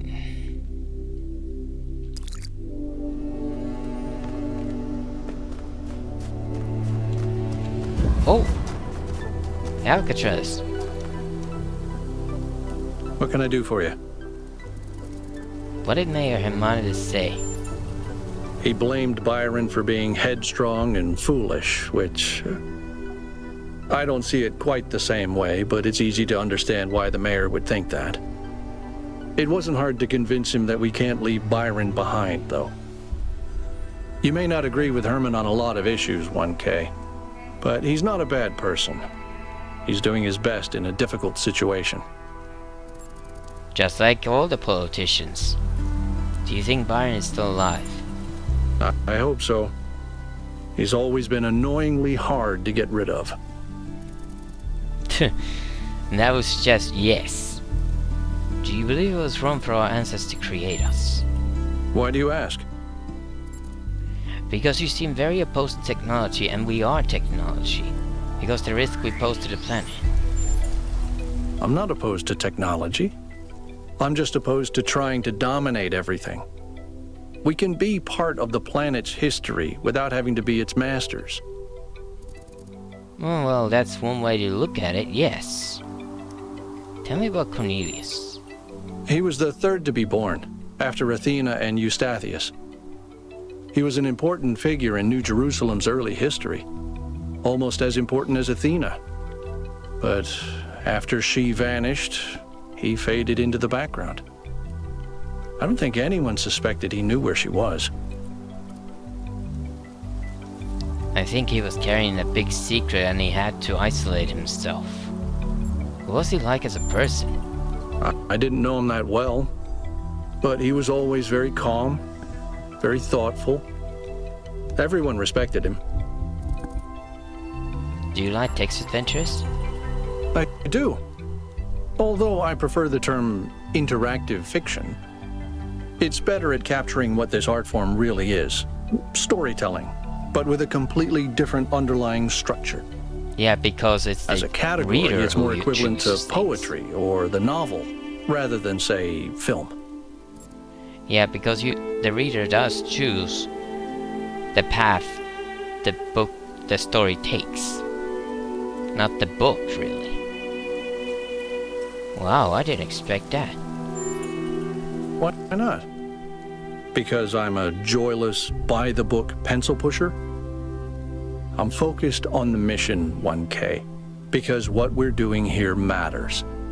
That doesn't mean I don't have my own interests or don't appreciate art. Don't you worry that if New Jerusalem doesn't grow, art will stagnate? That's something Byron and I never agreed about. I think we have an infinite capacity to come up with new ideas. There's as much to discover inside ourselves as there is out here.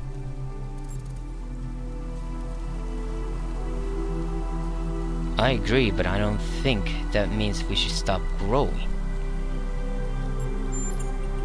Maybe not. But maybe we need to stop looking for answers in places like this one. What do you think about Miranda's terraforming efforts? It makes me wonder why people always think they know better than nature. What was Eustathius like? People really talk about him. He was in charge of planning New Alexandria.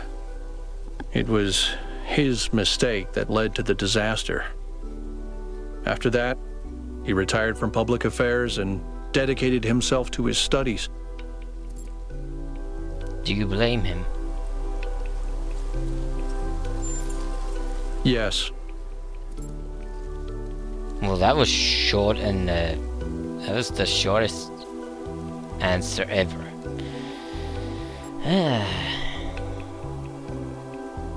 Do you think your beliefs are a response to what happened in New Alexandria?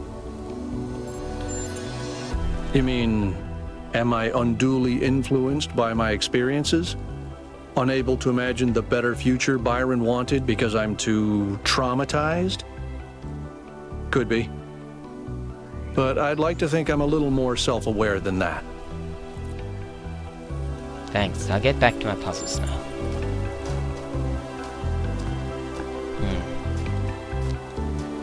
I think I was a bit somewhat unfair, but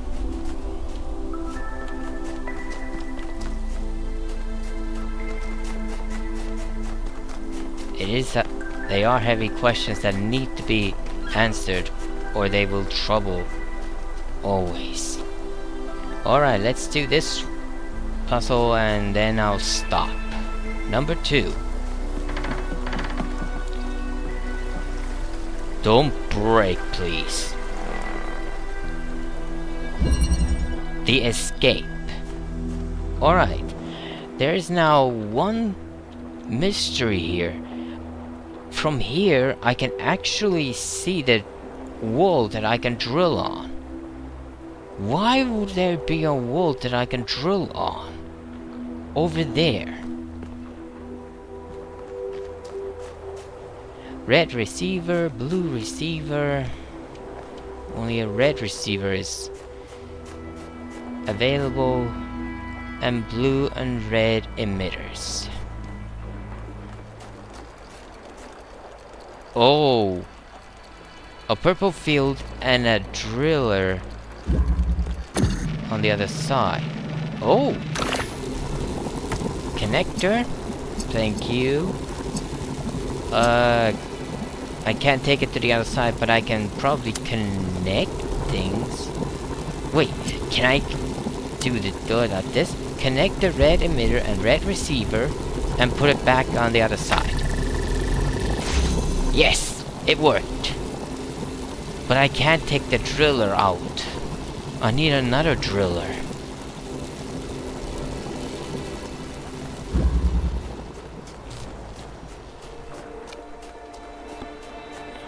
Okay, that opened this field. Oh, there's a problem. There is a major problem.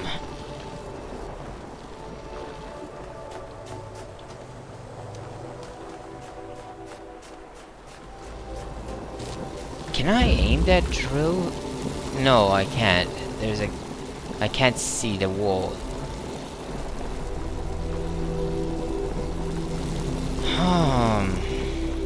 And I can't.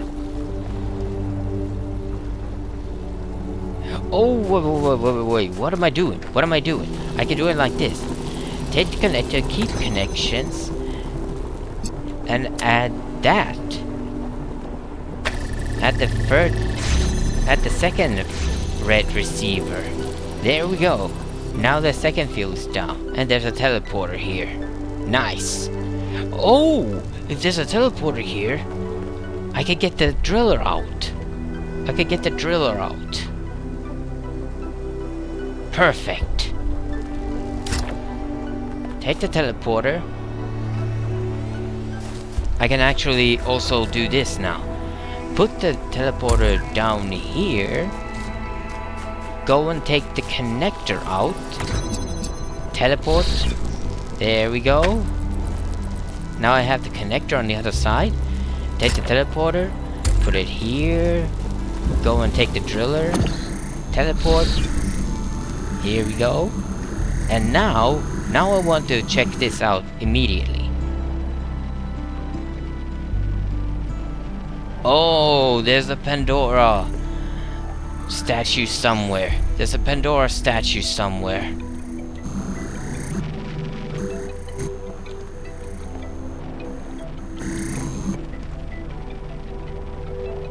Because there's a green emitter there. How the heck am I supposed to do that? How the heck am I supposed to do that? Where is the statue?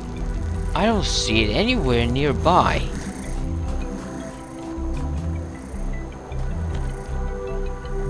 Is that a connector up there, or is that just an antenna? Probably just an antenna.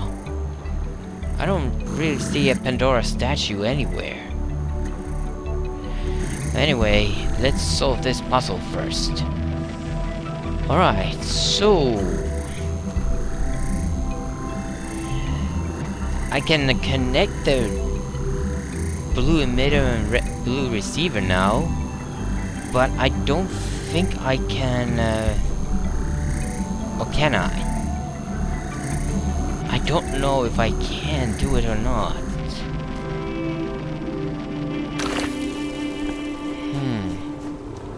Let's drill a hole there, take the teleporter, put the teleporter on the other side of a hole.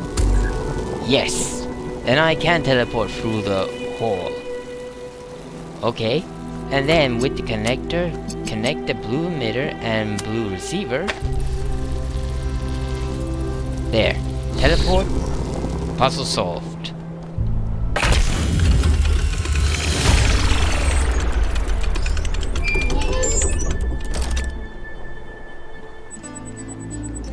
Another interface content available.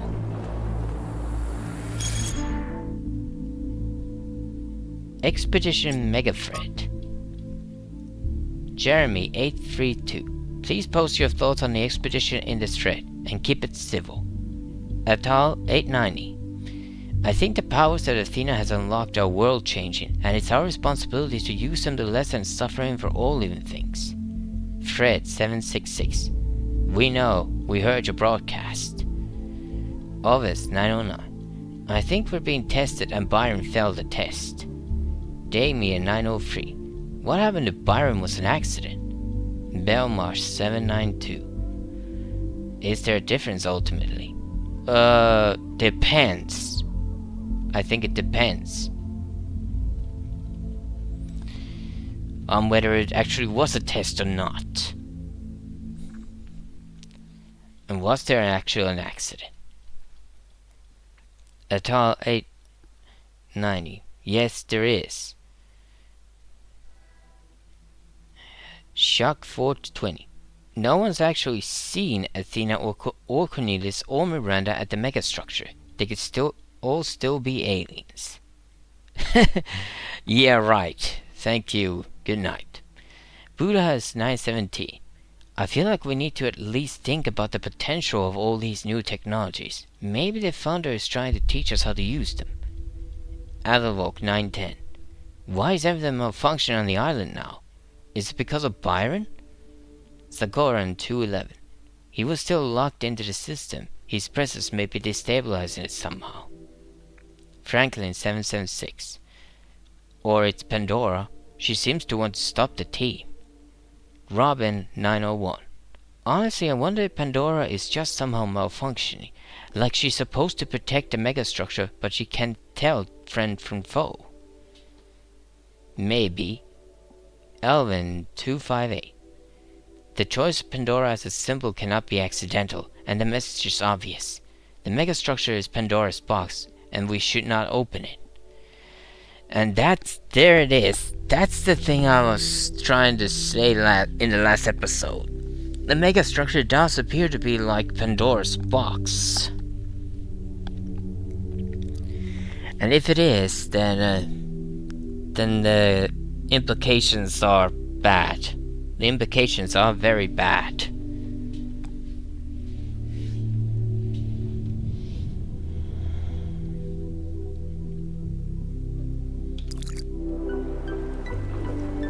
I didn't expect to solve this puzzle so quickly, so maybe I'll do another one.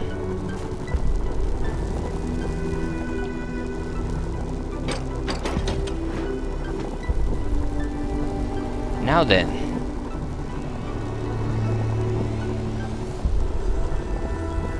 Oh, there's a connector right over there. I'm gonna test this. I'm going to test this at least. I am not going to solve it in this episode most likely, but I want to test it.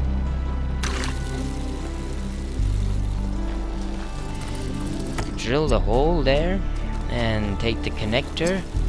Connect the green emitter to the faraway connector over there.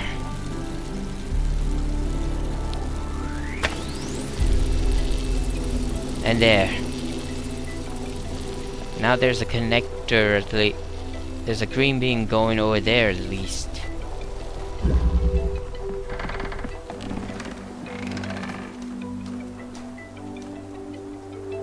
What a secret, actually. Alright, let's move on.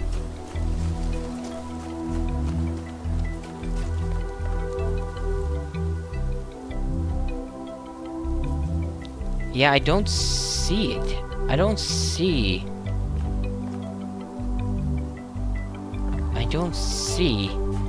a Pandora statue anywhere. It might be on the other side of the area. Oh, Melville.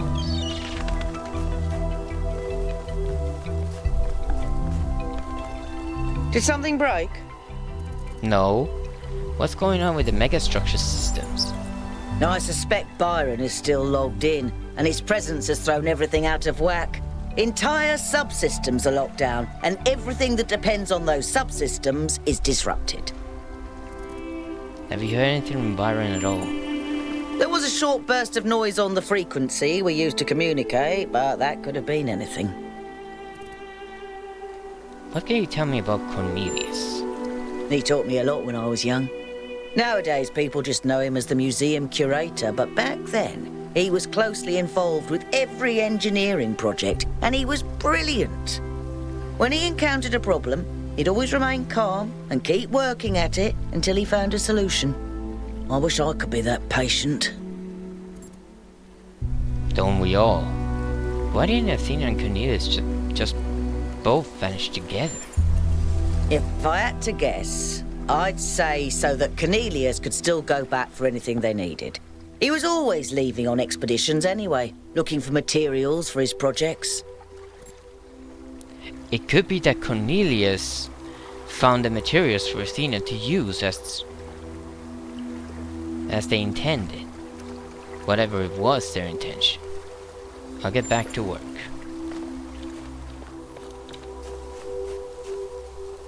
In other words, Cornelius was the provider for Athena and Miranda.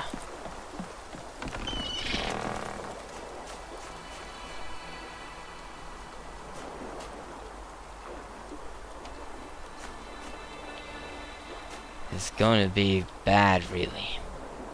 But I don't think I need to worry about the green beam over here. Number 3. Through the wall. Okay, there's a teleporter, and I really can't teleport. Oh, there's a ladder there. Just for such a mistake. There's the goal. How do I get there? I need a driller. Well, there it is. How do I get to the driller? Oh, there's a second teleport. Really? There's a second teleport. Alright, put the teleport here. Teleport out of sight. Take the driller. Drill over there. Take the teleport.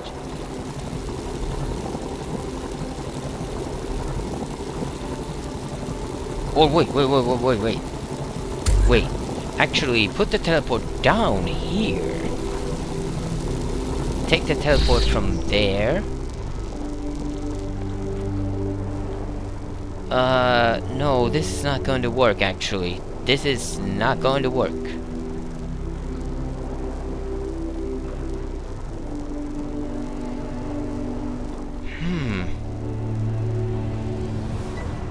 Oh, I get it. Take the driller, drill on the other side. Put the teleporter over there. Take the driller.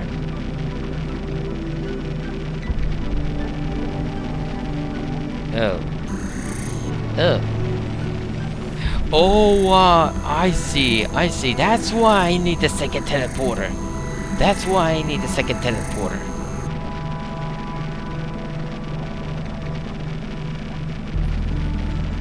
I get it. I think I get it.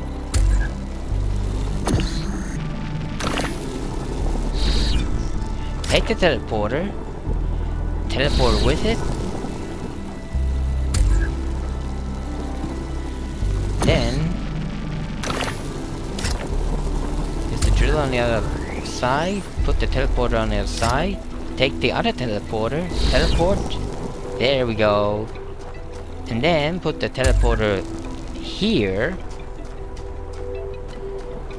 Then pick up the other teleporter, put it on the other side, teleport. Then take the driller and teleport outside with it. And there we go. Oh, but there's a problem. There's a major problem now. There is a major problem now. I think I made a mistake. I made a mistake.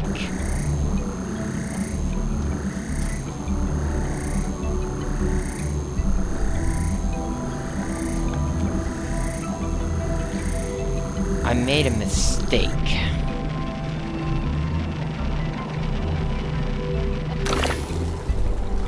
I don't know.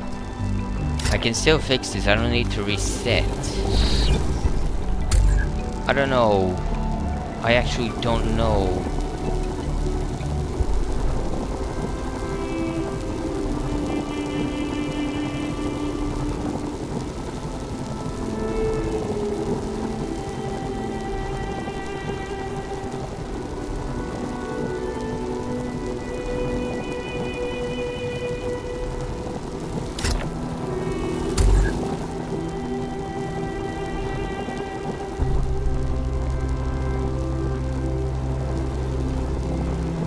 Oh, I can just do this.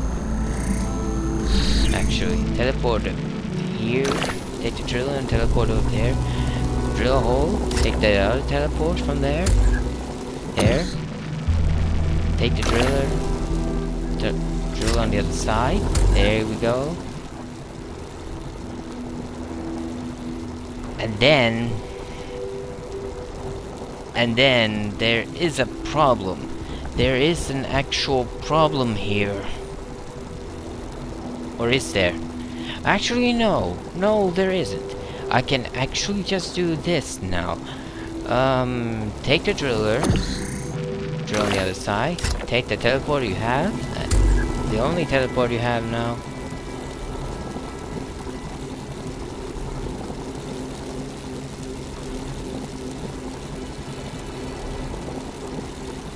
And then what?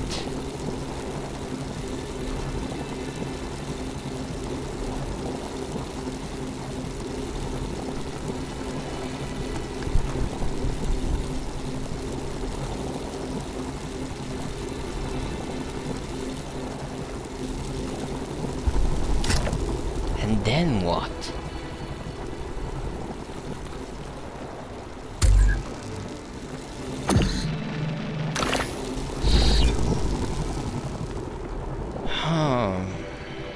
How do I get a driller over here?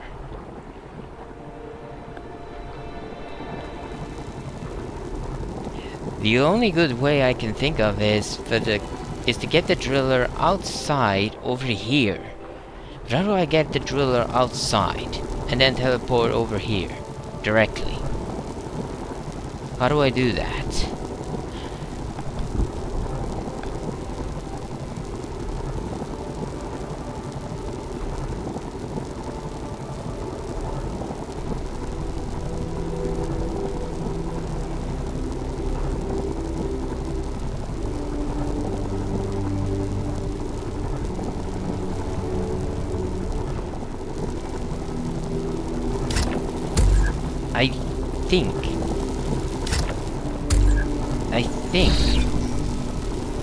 I think what I can do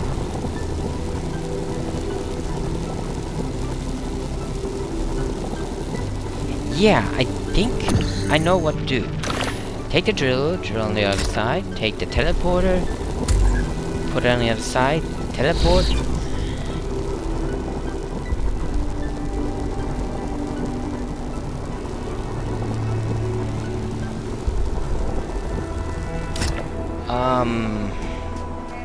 This doesn't work.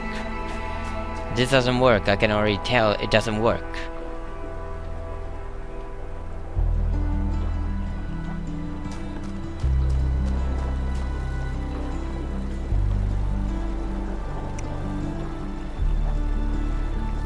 I need the second teleporter here.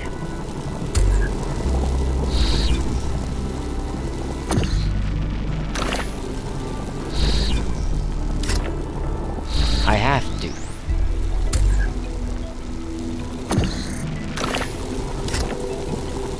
This is actually pretty confusing right now, but I'll try to do this the right way. The right way. Maybe if I put the teleporter way over here.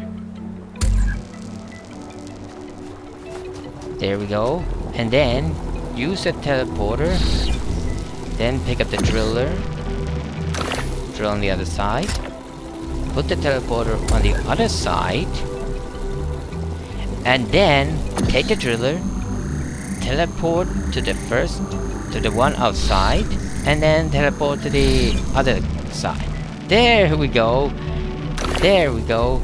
Puzzle solved. Pick up the teleporter, put it on the other side of the hole, and there we go. Puzzle solved.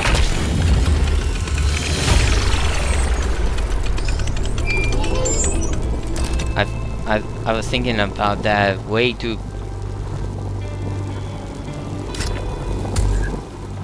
Oh, the cage lowered down. There we go then. Alright, let's go. Oh, you're cool.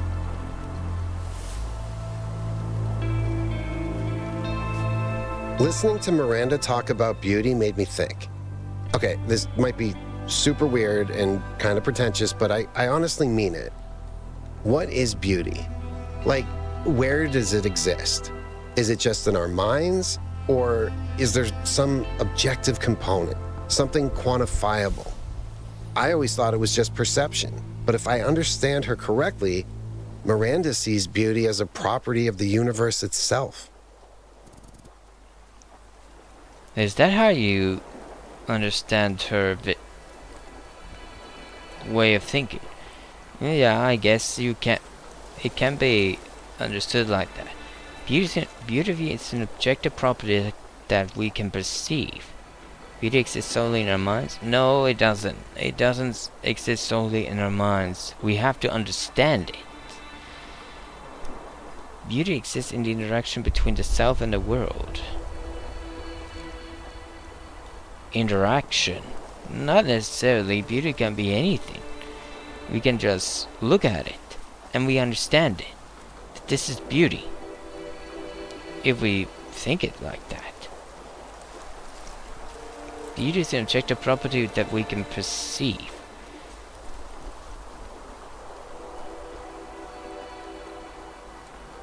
Logically, I guess the first one is correct. Beauty is an objective property that we can perceive. At least that's how I see it. That's interesting. So you think the world is beautiful whether or not someone is there to perceive it? Even if we were all gone, it would still be beautiful?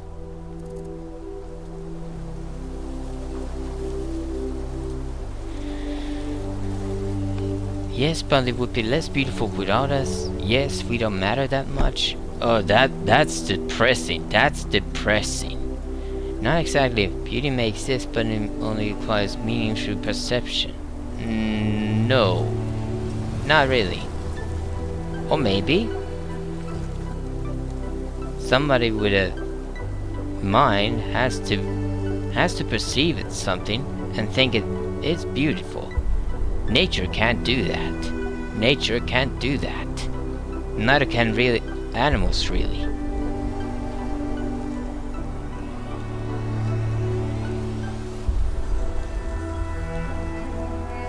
How would they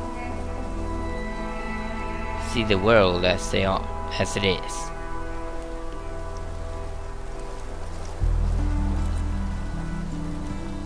The most positive way to think would be, yes, but it would be less beautiful without us. That makes sense. We matter, but we're not everything, and the universe can go on without us. I can live with that. I wanted to ask you about something else. What's your analysis of the sun regions? The southern part of the island is a natural desert, basically just due to the chemical composition of the soil. I haven't been able to work out why it's so warm, though. It could be a warm ocean current or something to do with the megastructure's thermal output. New Jerusalem doesn't have the kind of equipment I'd need to figure that out. It's so weird, really. We live in far future, but we don't have the technology to perceive things or check things out. Do you think Byron's okay? I go back and forth on that, but we have to try to find him anyway. Did you know Cornelius? Yeah, everyone knew Cornelius.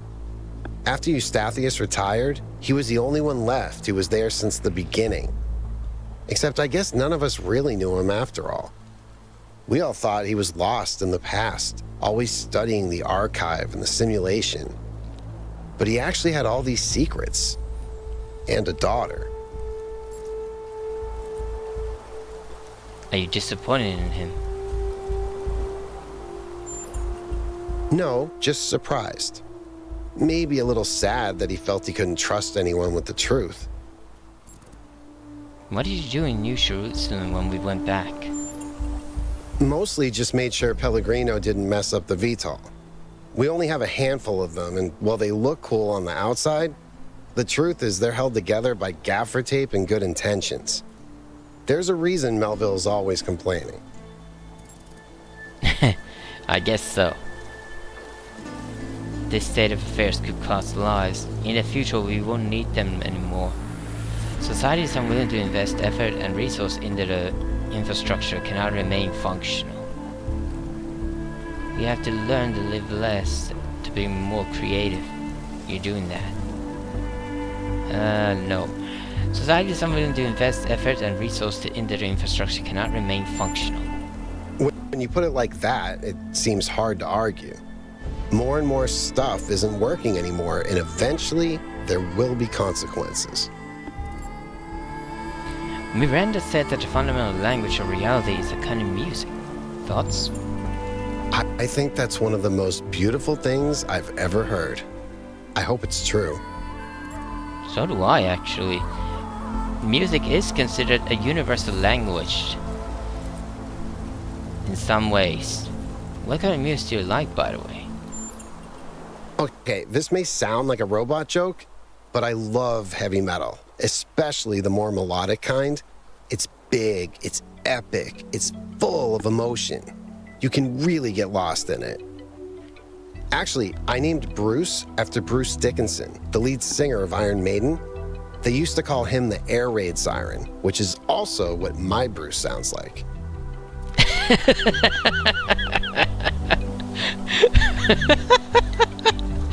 What an image that is. A cat that sounds like an Iron Maiden singer.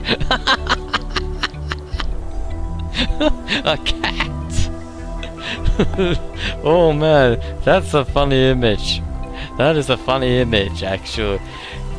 I don't ridicule your choice of music or music genre.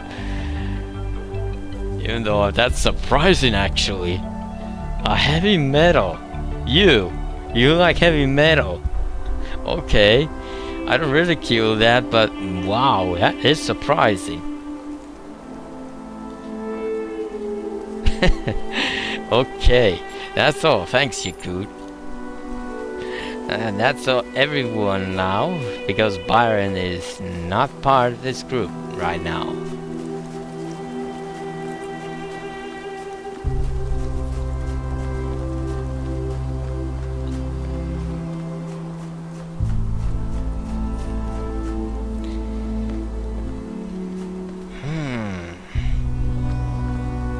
I see another hologram over there, and I think I'm going to toward it anyway. I really like the details, the environmental details here. I really love them. This game world is beautiful, even if it is somewhat depressing also.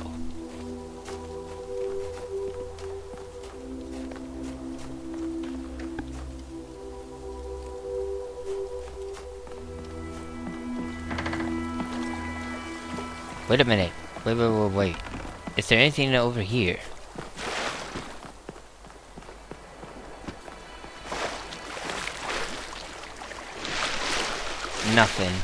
Nothing. I have to actually look carefully here because I might miss that Sphinx clue. I really think it's either a floor panel puzzle or a wall panel puzzle. And I won't be able to solve that Pandora puzzle at all. I don't even know where that statue is. Or where should I actually reflect that beam? I don't think I can reflect it here at least. I'm going to actually stop here. I'm going to stop here. Pushing through. This is going to be the next puzzle then. Alright. Let's check, by the way, here first, before I stop.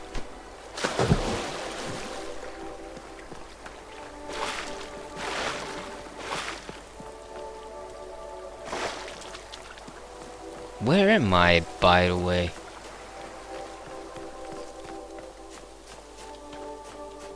I come out here? Okay. This is actually a very weird area. Oh! Now that's a very strange... A statue holding the bridge of the monorail. Now that's a strange... That's a very strange vision. Not vision, view. What about here? Is there anything over here? I think this is number 1, isn't it? Yes it is. I'm going backwards.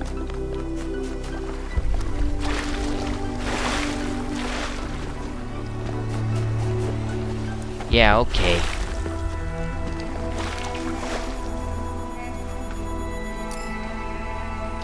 Yeah, I'm gonna stop here. Ugh. Yeah, there's bound to be a division in the population. Here's my theory of what is going to happen if I open the megastructure completely. The megastructure is now considered as Pandora's box. And if you consider what Pandora's box consists of, what's inside it, then there's gonna be destruction, despair. The population will revolt, probably. Or the ones at least the ones that actually believe that we should give up right now. But they're all afraid. They are all afraid. Exactly as the Pandora wished them to be. That's what I believe. But I believe New Jerusalem is going to get destroyed. I think New Jerusalem is going to get destroyed. Either that or it's going to change dramatically. One of the two things is going to happen here. Anyway, at least I progressed, and somewhat at least. Let's see if things are going to get better from here on. So, thank you so much for watching this video. Leave a like if you enjoyed, and subscribe to my channel for more videos, and check out my previous Let's Play videos if you haven't already, and I'll see you guys in the next episode. Bye bye!